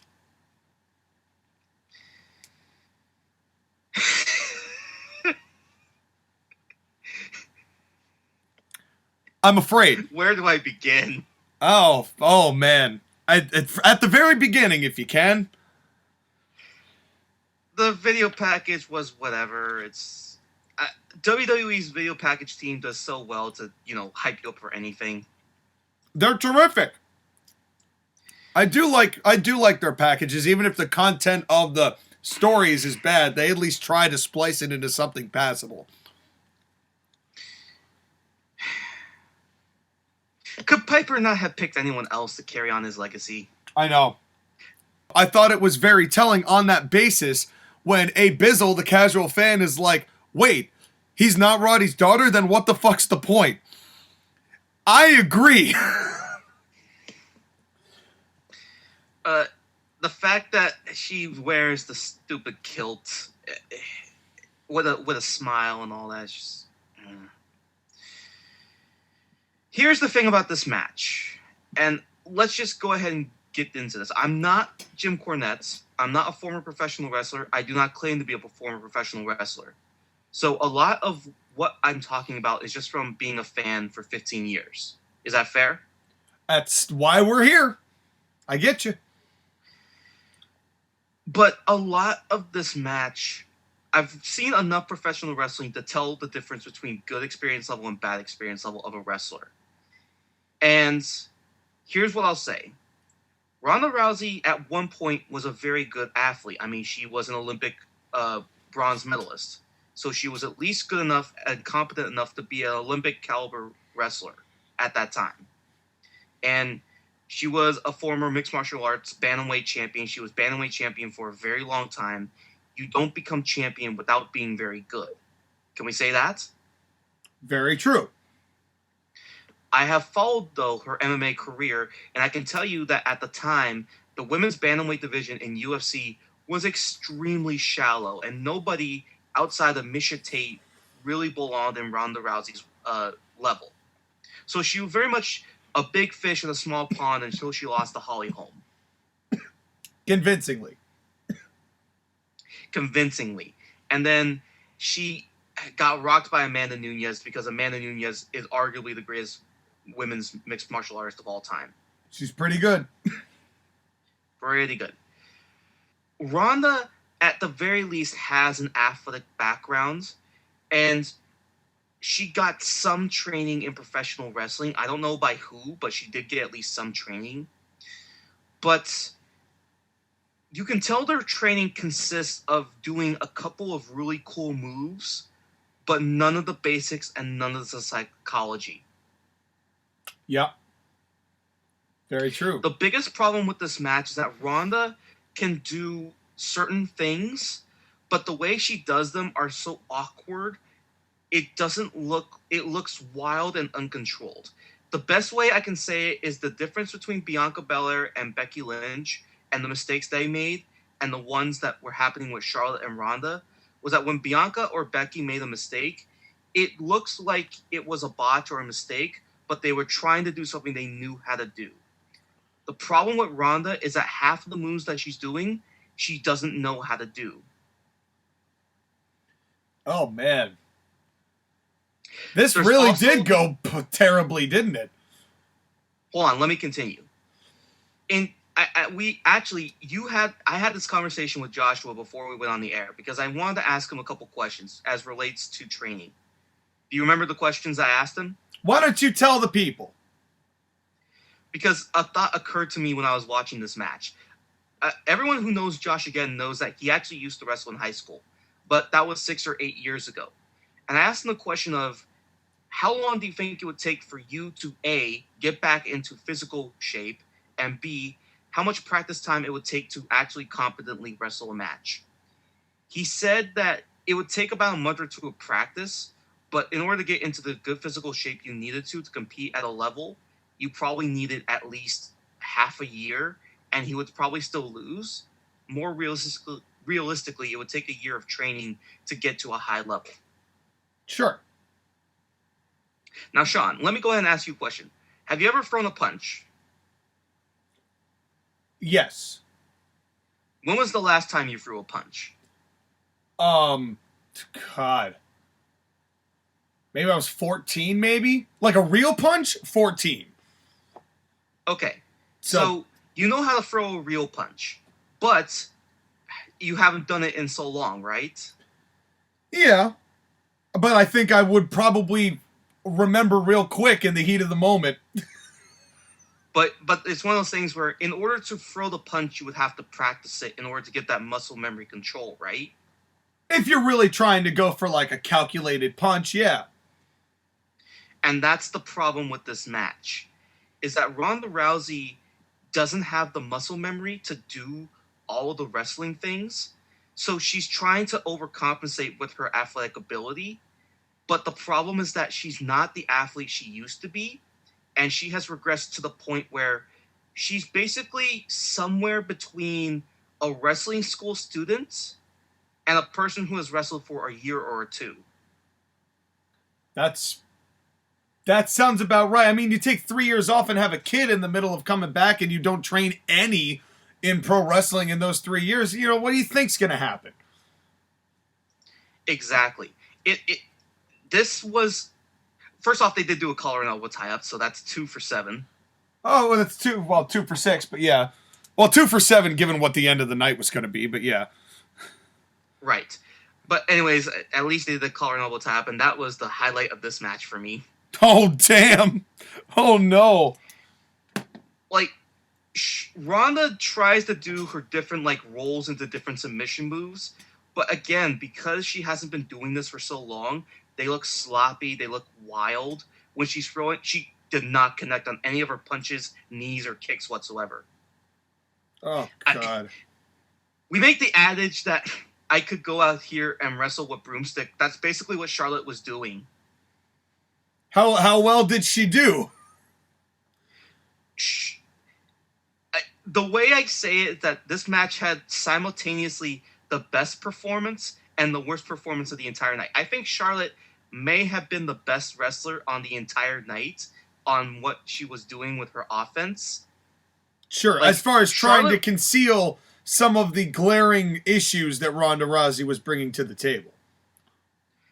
Not only that, Charlotte, her punches were good, her kicks were good, her submissions and moves were tight. Every bit of Charlotte's offense looked great, and her selling was very good for what she was trying to do. Most often it is. I just wish that they had added some layers of development to her gimmick. That's always been my problem. It's not that she isn't one of the best wrestlers WWE's got. That's a fact. It's the fact that she hasn't changed any in like 5-6 years. But she's still a great wrestler, so I'm not surprised she did really well in this match. Right. Again, it's just whenever Charlotte was on offense, she looked great. Whenever Ronda was on offense, she either looks like she was missing Charlotte or she was hitting her, but she was so wild her strikes were dangerous and her moves were dangerous. It's difficult to explain because, again, I don't have the technical expertise. So I don't know how to explain it properly like Jim Cornette does. Yeah. But I know what you're saying. It's the little things. It's the little things that you don't notice are things until someone is very obviously not doing them. Right, and you could tell that Charlotte was leading the match. She was talking to Ronda a lot. Yeah. And when she was doing the heat spots, she was having to do things. It's just one of those things where, again, Charlotte has Ronda in a headlock. And then Ronda gets out of it by grabbing one arm and doing like a really, really awkward judo throw. And then Charlotte follows it up by getting on her knees and trying to charge at Ronda. Ronda throws the knee strike that misses Charlotte's head completely.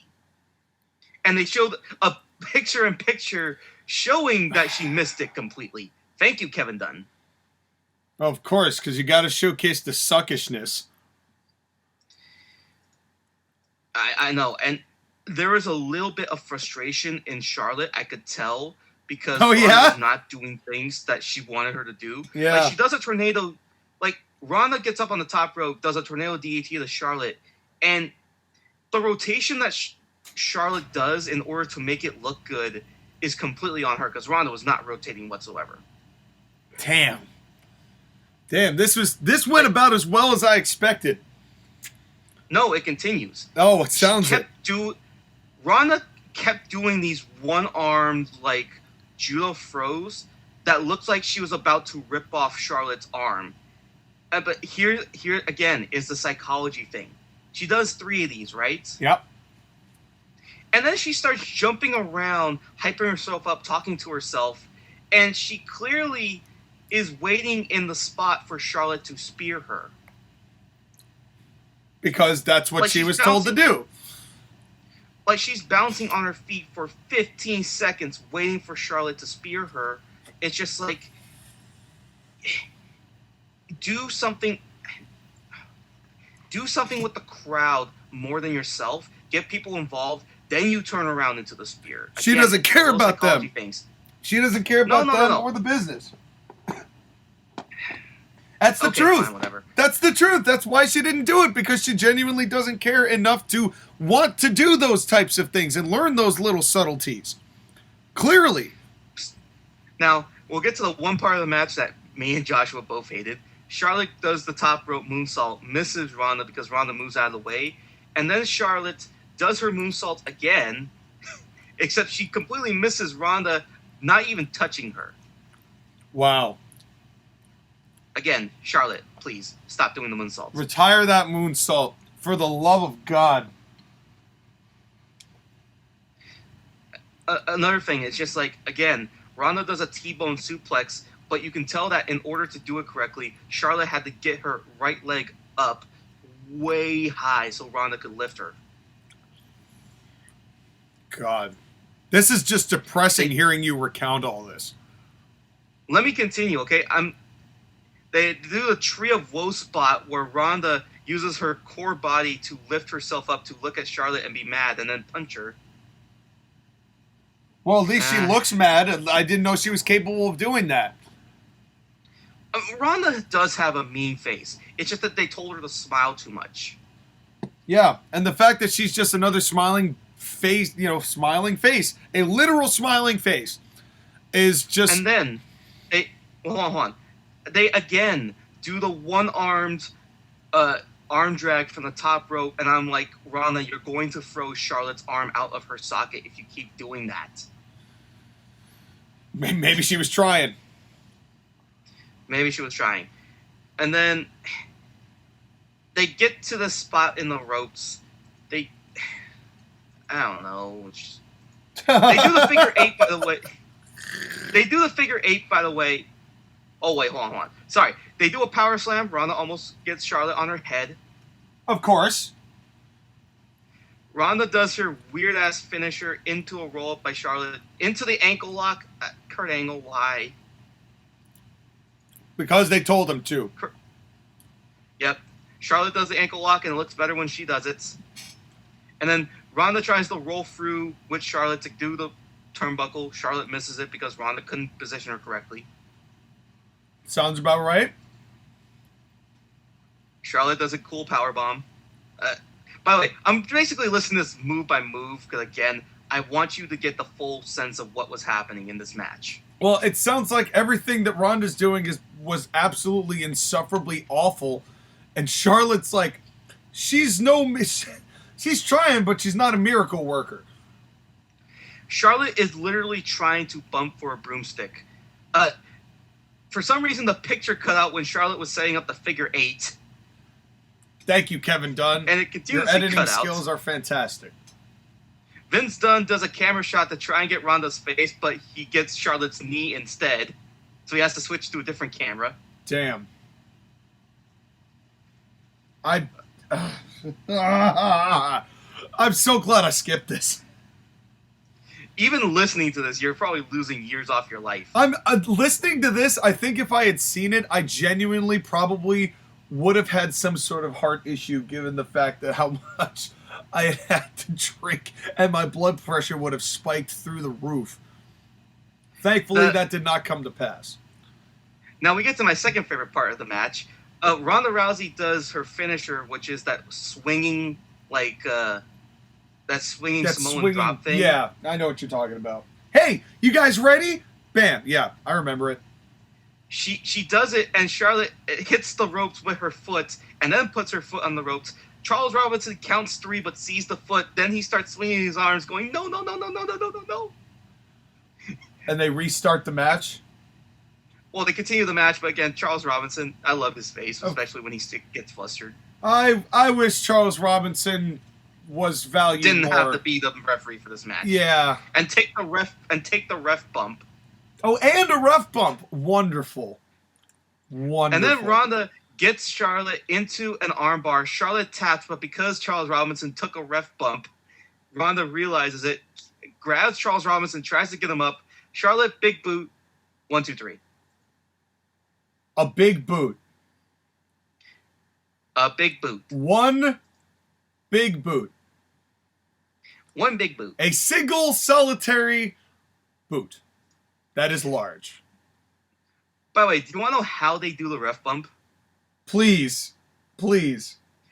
Charlotte goes for the figure 8, but as she turns around, Ronda kicks Charlotte's butt, and Charlotte spears Charles Robinson. They've done similar without being an actual spear, but good for Charles. Good for Charles.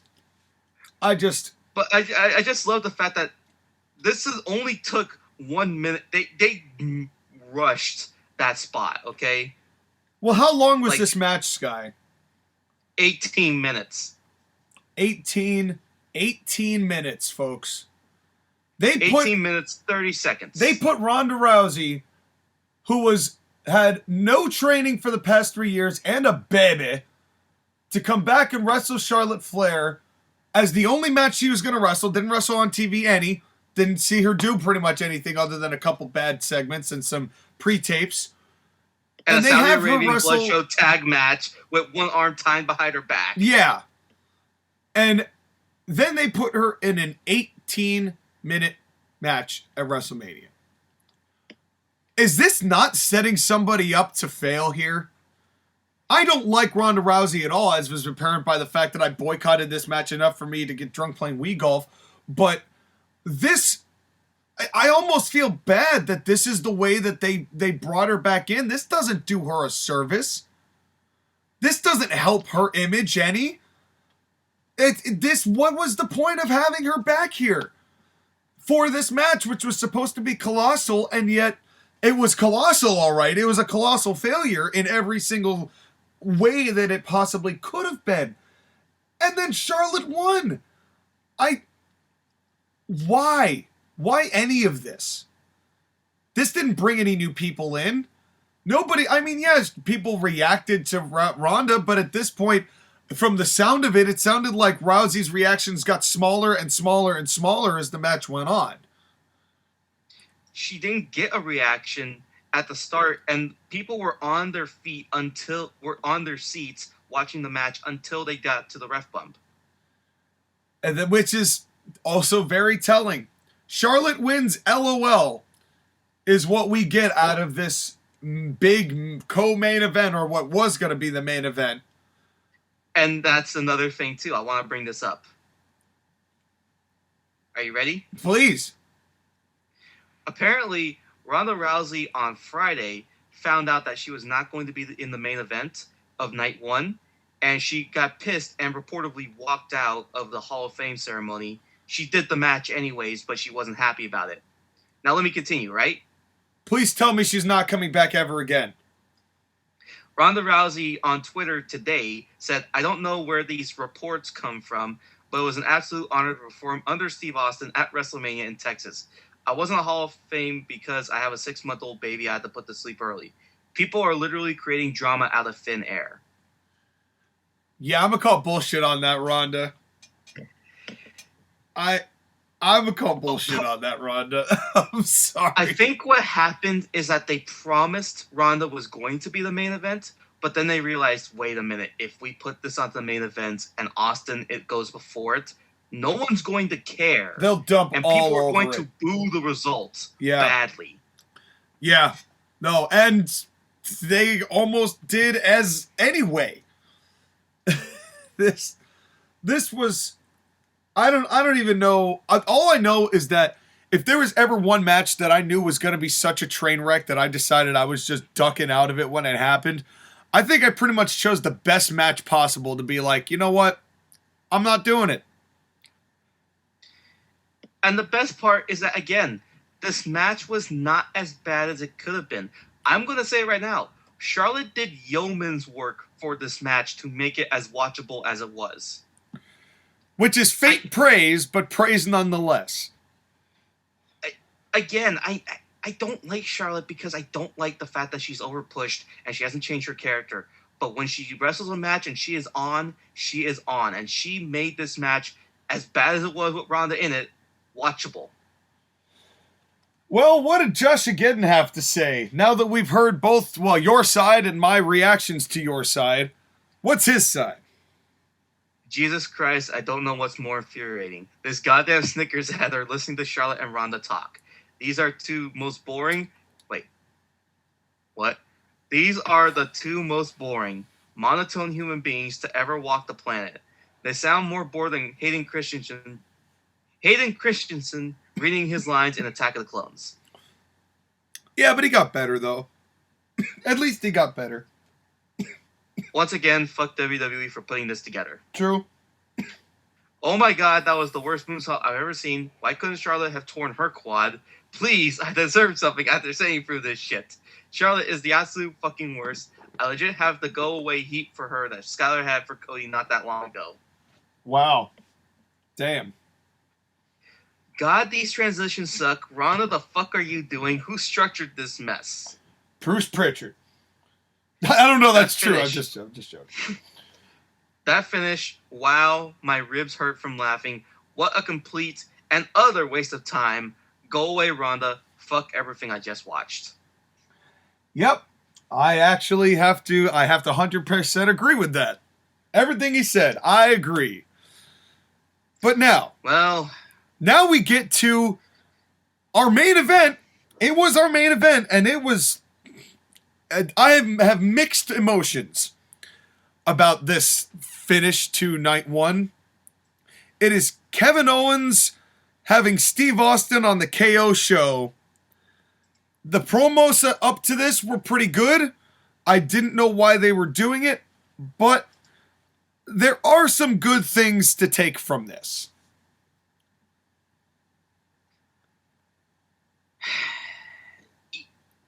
It wouldn't feel right to do a WrestleMania in Texas without Austin.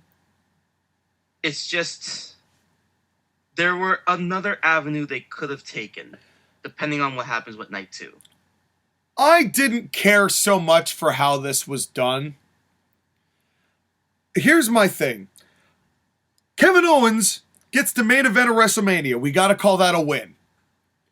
Any way you can get it. The fact that Kevin Owens has gotten to the point from tapping out to John Cena in what everybody thought was a burial to main eventing WrestleMania 8 years later. 7 years later. That's still, there's something to be said for that. There's something to be said for that. Kevin Owens has been in WWE for 7 years. Well, since what was that, Elimination Chamber 2015 that he tapped out to John Cena? Holy shit, that's been a long time. Yep. But 7 years later, he bounced back to main event of WrestleMania and worked with Stone Cold Steve Austin. That's a good for you, Kevin. I haven't always loved the way that you've done, but I respect your success. Because he really did a good job here of concealing as much as he could of Stone Cold's aging as he could. He's a master promo. He cut Steve Austin off when he came in. There's nothing that beats a Stone Cold Steve Austin pop. Nothing. Nope. And that is also part of the problem, but we'll get to that in a little minute. I love the little tease Austin did of coming out, then going back, then getting the ATV. Yeah, getting the ATV. That was cool. Owens yawning. I thought that was nice. Like Owens was doing great heel work here. Cutting Austin off when he was knocking over the things and posing on the turnbuckle. This Austin was wickedly over. The what chance for the person who made them, finally.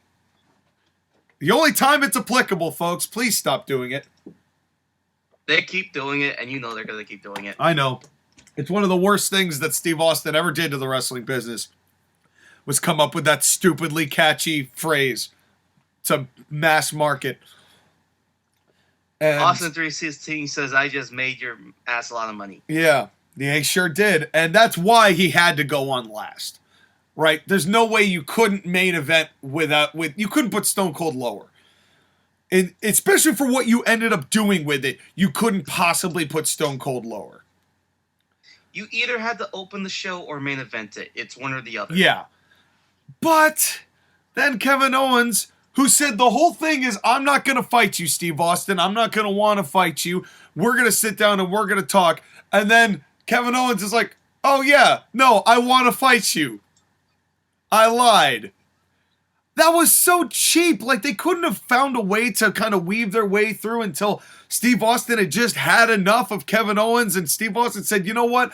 I'll pay a can of whoop ass right now. You didn't want to fight, but I want to fight bad enough to come out of retirement right here, right now. If Dallas wants me to come out of retirement right here, right now, give me a hell yeah. Ref, get the ref out and then do this. There was a better way for this challenge to have gone down rather than being like, I lied. I'm French Canadian. Fight me? Question mark? Again, you and me could have booked this better, but that's beside the point. Yeah. Did you notice that Austin said, get me a god referee? Yep. I sure did. You know why, right? Yes, I did. Because he knows television. No. Because Jake the Snake Roberts would have killed him. Yeah. Well. That's the story that has gone around, is that whenever Austin was around Jake the Roberts and he said the words goddamn, Jake Roberts would beat him up. Why? Because you know Jake Roberts is highly religious, said, do not take the Lord's name in vain. Haven't I heard? I'm pretty sure I've heard Jake Roberts say goddamn several times. I swear, in his Joe Rogan podcast, he said it. Well, he's mellowed out with age, but back when he was younger, well, I suppose. He was highly religious. All right, more power to him. And so then we get this actual match of Kevin Owens versus Stone Cold. What did you think? Uh-oh. What did you think? They did their best to conceal the fact that Austin is obviously an older man. But let me just say right now, it was cool to watch Austin fight a match. This is obviously, he couldn't have a regular wrestling match. They had to do the modified, basically no hold bars thing. Yeah. But for what it was and what Austin could and couldn't do, this was about the best we were going to get. Yeah, it was fine. But the longer it went, the sadder I got. And I'm like, I mean, right, because the whole thing is that Austin is an ass kicker, and that's his character. But the longer it went, the more it's like he's not the ass kicker he was. He's 57. He's like, don't get me wrong. I'm really happy for Steve that he got to do this, right? Super happy for Steve that he got to do this. Super happy for Kevin that he got to work with Stone Cold, right? I'm happy for both of them. Genuinely. The fact that Stone Cold spent 19 years on the shelf, so to speak, and then trained back and was working back. I wish they had displayed a little bit more of him doing the yoga and and working with Dallas, but of getting working with Dallas Page anyway. So you could that one wrote itself. And it's just, to me, this match just signified kind of just like the real, it kind of put the period on the end of pro wrestling in a lot of ways. Because this was one of the final out of retirement guys of any significance you had left that could have been relevant to you. And it's really the last of the major nostalgia pop matches you're going to have. He was the last guy. This is the last one who do you go to after this? You have nobody left, and it just, I think that's why I got so sad, because it wasn't the fact that they had this brawl that was fine, even though it had the worst stomped mud hole I've ever seen in my life. You could tell his strikes weren't as, effective because he's fucking 57. It's just, this put the period on. Austin stomping a mud hole and walking it dry has never always been great. Okay. Well, no, but it looked better then when he was still athletically giving it some oomph. This didn't have that oomph. And yes, but the people didn't care. They just wanted to see no, Austin of course kick not, ass. Because the nostalgia wave was running wild, brother. And that's what this was. This was a nostalgia match where they hit the high points. They did the announce table spot. They did the vertical suplex, on the outside, one for each of them. Byron Saxton was like, oh, he's defending his home city. Stone Cold's home city is not Dallas. But good job, Byron. Well, home state. That's right. Well, he didn't say that, and that's why Byron got stunnered later. And the way too far. But that's why I said later. But can we just enjoy the fact that Austin was wrestling a match and got to drink beer during it? Well, yeah, because that fits with what Austin would be doing at 57. I've got my own beer. I'm gonna drink a ton of it while we do this. And the best part is that basically Austin was using the beer like a power-up in a video game. Whenever he got tired, he drank the beer and he got more energy. Yep. And they even made a Popeyes reference. They made a Popeye reference as well. It's like, well, Popeye has spinach. Steve Austin's got beer, although they called it Steve Weiser's instead of actually naming it the actual name of the beer that he's trying to promote on your program. Well, I think Steve Weiser is the nickname for the beer. I know, but it's but then, oh god, a Steve Austin match without JR on commentary just feels wrong. It's one of those times where I wish AEW and WWE would collaborate just to do that one little thing. Yeah. Cause that would honestly invigorate JR in a way that he has not been invigorated in a long time.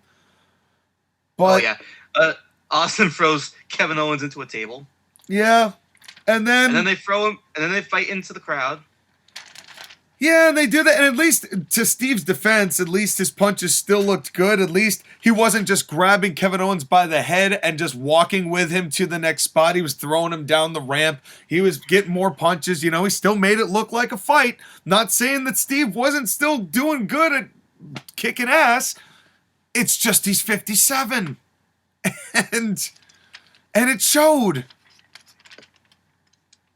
But again, Steve, and then of course Owens hits a stunner, 2 count. No one's kicked out of Owens' stunner. Whoa! We are skipping a lot of things. Nothing really important though.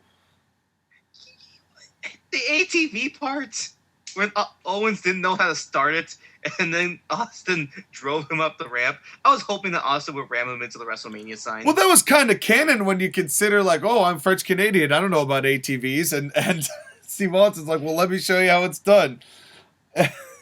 And I mean, yes, the fighting on the stage was a little bit contrived, and then they rolled him back. Okay, fine. We didn't miss anything important besides the ATV bit. Yeah. And then, but then we come back. We're back into the middle of the ring. Austin takes a stunner. Was odd, but they had to do it. No, but the thing is that Austin drank a couple of beers while he was being stunnered. I'm just like, Austin, I know you love beer, but you couldn't wait. Nope. Cannot. And then KO does his thing, and then, he tries to go for it again, and then Austin, of course, turns it around for his stunner, which is all it takes. 1, 2, 3, and then it was Austin celebrating with everybody, and then Byron gets stunnered, and that's how he go off the airs, just with another Austin party. No, we are not just going to do this. But that's how it is. That's how it went. Austin gives KO another stunner. For fun. Didn't need to, but he did it for fun. And then Byron's a goof, getting into the ring and accepting the beer. Come on, Byron. You had to know that Austin was going to do that. Well, that didn't matter because I'm sure that was something Austin wanted to do. And Austin was Well, going to you do also whatever missed- Austin wanted at this last big Mania night that he gets to close the show. We also missed the part where Kevin Owens swung the chair at the top rope and hit himself in the head. I do like that. Okay, that was nice. I do say that was nice. Because that's not Then something you Austin- see often anymore. Austin drank a beer with the referee. That had to be cool for the ref. Yep. Then Austin's brother came in. And that was cool. And they drank for a bit. And then show went off the air. Anyways, you want to read Joshua's notes. Well, before I read his notes, I still have very mixed emotions about this. I'm happy for everyone involved. It wasn't bad for what it was. It was enjoyable for what it was. That wasn't my problem. It just made me uncomfortable. Because this is WWE once again admitting that they cannot make stars. And now they don't have anybody left to tap into the well to again display to us that they can't make stars. Let's see here. Taker, Michaels, Triple H, Bret Hart, Rock. Yeah. Rock's the only one, I guess. But he did it. I mean, his matches with John Cena, you call that. I mean, he could do it again, I suppose, just to beat Roman Reigns, depending on, our review of Night 2 and what happens there. But it just, I don't even think that would get law of diminishing returns. It wouldn't have the same impact, I don't think. It's, The only one is Vince. Well, folks, find out tomorrow if that changes, because that could honestly be it. And I'm not going to see another, I'm not fitting to see another Stephanie McMahon match either, so we're not calling that either. But Shane? let's talk about, let's get Shane back into this. That'd really help WrestleMania. Well, here's what Josh again had to say. I so don't give a shit about this. Just more evidence that WWE has zero star power that they have to keep digging up and brushing off fossils. The main event of WrestleMania is talking. Fuck me. Oh, so we're having a match. Oh no. Stone Cold can barely move. This is sad to watch. And I don't even like Stone Cold. Now, that's not a surprise at all. I don't think anyone would be surprised that you would not be a Stone Cold fan. This feels legitimately lifeless. Also, this is a no DQ for some reason. Kevin Owens just lost clean to a man who retired in 2003 because of spinal stenosis. This is a different kind of sad. I bet you're glad you signed that contract now, Kevin, you dumb sack of shit. Whoa, you didn't have to say that, Joshua. Oh, but he does. But he does say that, and it was just weird. It was just a weird ending to this show. But all in all, this show was honestly better than I thought it was going to be for reasons I did not expect I was going to like. Same. Now, what was Joshua's final notes? All right. His final thoughts. This show was painful to sit through. It was a lifeless, passionless, going through the motions, with literally one good match to speak of, and Bianca winning was a positive. This is the most I've ever felt empty after watching a wrestling show. This had no pulse and no soul. I legit had more fun watching WrestleMania 36 with 0 people in the audience than this. Last year's Mania, both nights completely shit all over Night 1, and I'm not looking forward to Night 2. AEW Revolution 2022 and 2021 were more fun and entertaining than this. Debatable. Wildly debatable on that last statement. The lesion I popped on my ball sack last month was more fun than this. I have no comment on this last sentence. I liked 2 things. Cody versus Seth and Bianca winning, so that's what Night 1 gets. 2 out of 10. Clenching my anus for Night 2. Ugh. Well, why don't you go next, Sky? Now that we're here at the rating section, your overall thoughts of WrestleMania Night 1 and your rating for it. Let me be very clear in saying that just because I liked Night 1 doesn't mean that I didn't have to give this show a lot of handicaps, because this is WWE. Yeah, I understand. They can't produce a good wrestling show without the handicaps. Yep. That means in order for me to enjoy the show, I had to selectively acknowledge that certain things were going to happen and going to exist, because this is WWE. It's what they do. Having said that, I probably enjoyed this show more than both of you guys. And I don't know if I should give it the higher score because of that or not. I'm very sure this show, were I to watch it later on, will age very badly. Probably. That's a good guess. In the moment, I enjoyed this show. As I psychoanalytically watch it later on, again, realistically, there were only 2 good matches on it. Bianca versus Becky, which I think was a great match. I know you guys don't love it, but I thought it was a great match. And Cody versus Seth, which was a good match. The other matches on the card either did enough to be okay, but didn't feel like Mania, or were an outright insult to wrestling like Charlotte and Ronda was. But I don't hate the Charlotte and Ronda match because I knew it was going to be bad, and it was better than I expected it to be. Out of an abundance of caution, and Sean, if I reserve the right to change my score later. You can say such, but it's only being put on the keyboard once. I'm giving this show a 6 out of 10. Okay, that works out actually quite well. Because here I am in my old gimmick, back in the day of being right in the goddamn middle of the two of you. So, here's the thing, right? The night ended on a nice note. But all in all, this was just an average show. Like, average at best. And honestly, the fact that given what Night 2's card was, and you'll get to hear all of our reviews tomorrow, I'm not quite sure that Night 2's going to be any better. I really am. I sadly think that what we've seen is peak. And the reasons why were because of a celebrity who ended up being really good at getting heat, a surprisingly decent outing from Happy Corbin of all people, and Drew McIntyre, and a Cody Rhodes match which was fun but long, and the fact that I skipped Charlotte and Rousey entirely. I think if I didn't, I probably would be more towards the Josh Again level of this grading.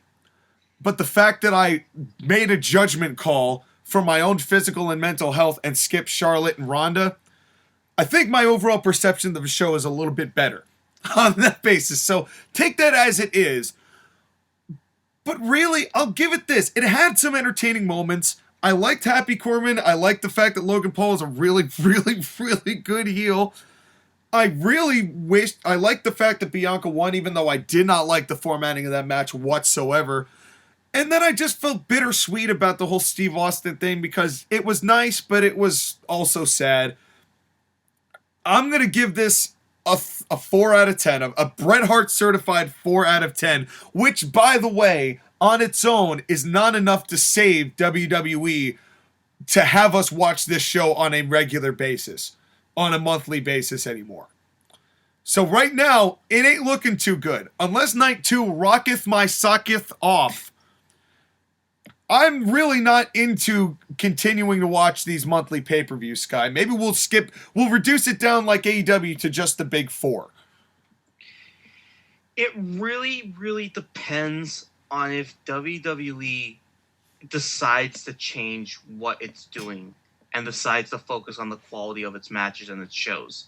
But again, you and me have a lot of qualifiers in terms of giving scores. Yeah. We don't watch Raw. We don't watch SmackDown. No. We don't watch NXT. Nope. We watch the pay-per-views, but we actively skip stuff. We acknowledge the bad stuff like Kevin Dunn's production issues, the formatting of the matches, the nonsensical storylines and promos. Yep. We are giving a lot of handicaps to watch WWE, and it's not worth it for us if we continue to hate the shows. Again, this was a 4-hour Night 1. Yeah. Of that 4 hours, it was a long show. Ugh. Of that 4 hours, I probably enjoyed about 50 minutes of it, maybe an hour, and that's stretching it. But I shouldn't have to be enjoying watching a quarter of the show. Yeah. Yeah, I completely agree with that. And this is what Night 1 was. And it's... I'm not optimistic about night 2 either, because there are legitimately some intriguing matches on night 2. But there is the potential for a lot of dreck to happen on that show. And we'll review it. Oh, you'll hear about it. I'm the WWE apologist. I'm the one that forgives them the most out of the three of us. And I don't think I could do more than just the Big 4 pay-per-views. Not even the Big 4, because Survivor Series hasn't been good for years. Maybe going forward, what we'll do is we'll just do WrestleMania, we'll do Money in the Bank, we'll do SummerSlam, and we'll do Royal Rumble. But again, that's if WWE even does a good show for night 2. Because again, night 2 could turn us off completely. Yeah, there's the potential for it. So the pressure's on, and the only way you're going to know what happens is to stay tuned tomorrow for our Night 2 review, Part 2 of our WrestleMania 38 review. And the only way you're going to be able to see it is if you like, is if you share, is if you subscribe, and if you switch that bell button to all at the same time this day, tomorrow, you will get that fantastic podcast. We've got a doubleheader for a first time in Court-Martail podcast history. Breaking new ground here, Sky. That's the name of the game when it comes to the Court-Martail podcast. Oh?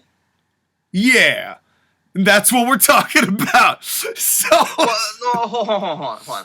Let me just say that my enthusiasm for WWE may be going down, but the podcast will continue. We'll keep going strong no matter what. We'll push through this dreck and provide you the quality entertainment you deserve. That's right. The interest in WWE may be down, but the interest in the Court-Martail podcast is on the rise.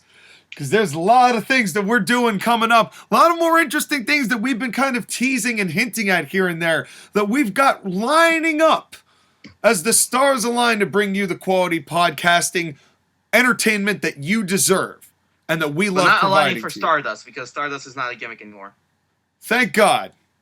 But until that time, which will be tomorrow for night 2, Skylar, thank God you're back. I'm so happy you're back, and I'll see you tomorrow, bud. I will see you tomorrow, and we review another show. And with that lovely sense of doom and despair, it is time to take our first commercial break. Thank you all very much for watching, and we'll be right back right after this.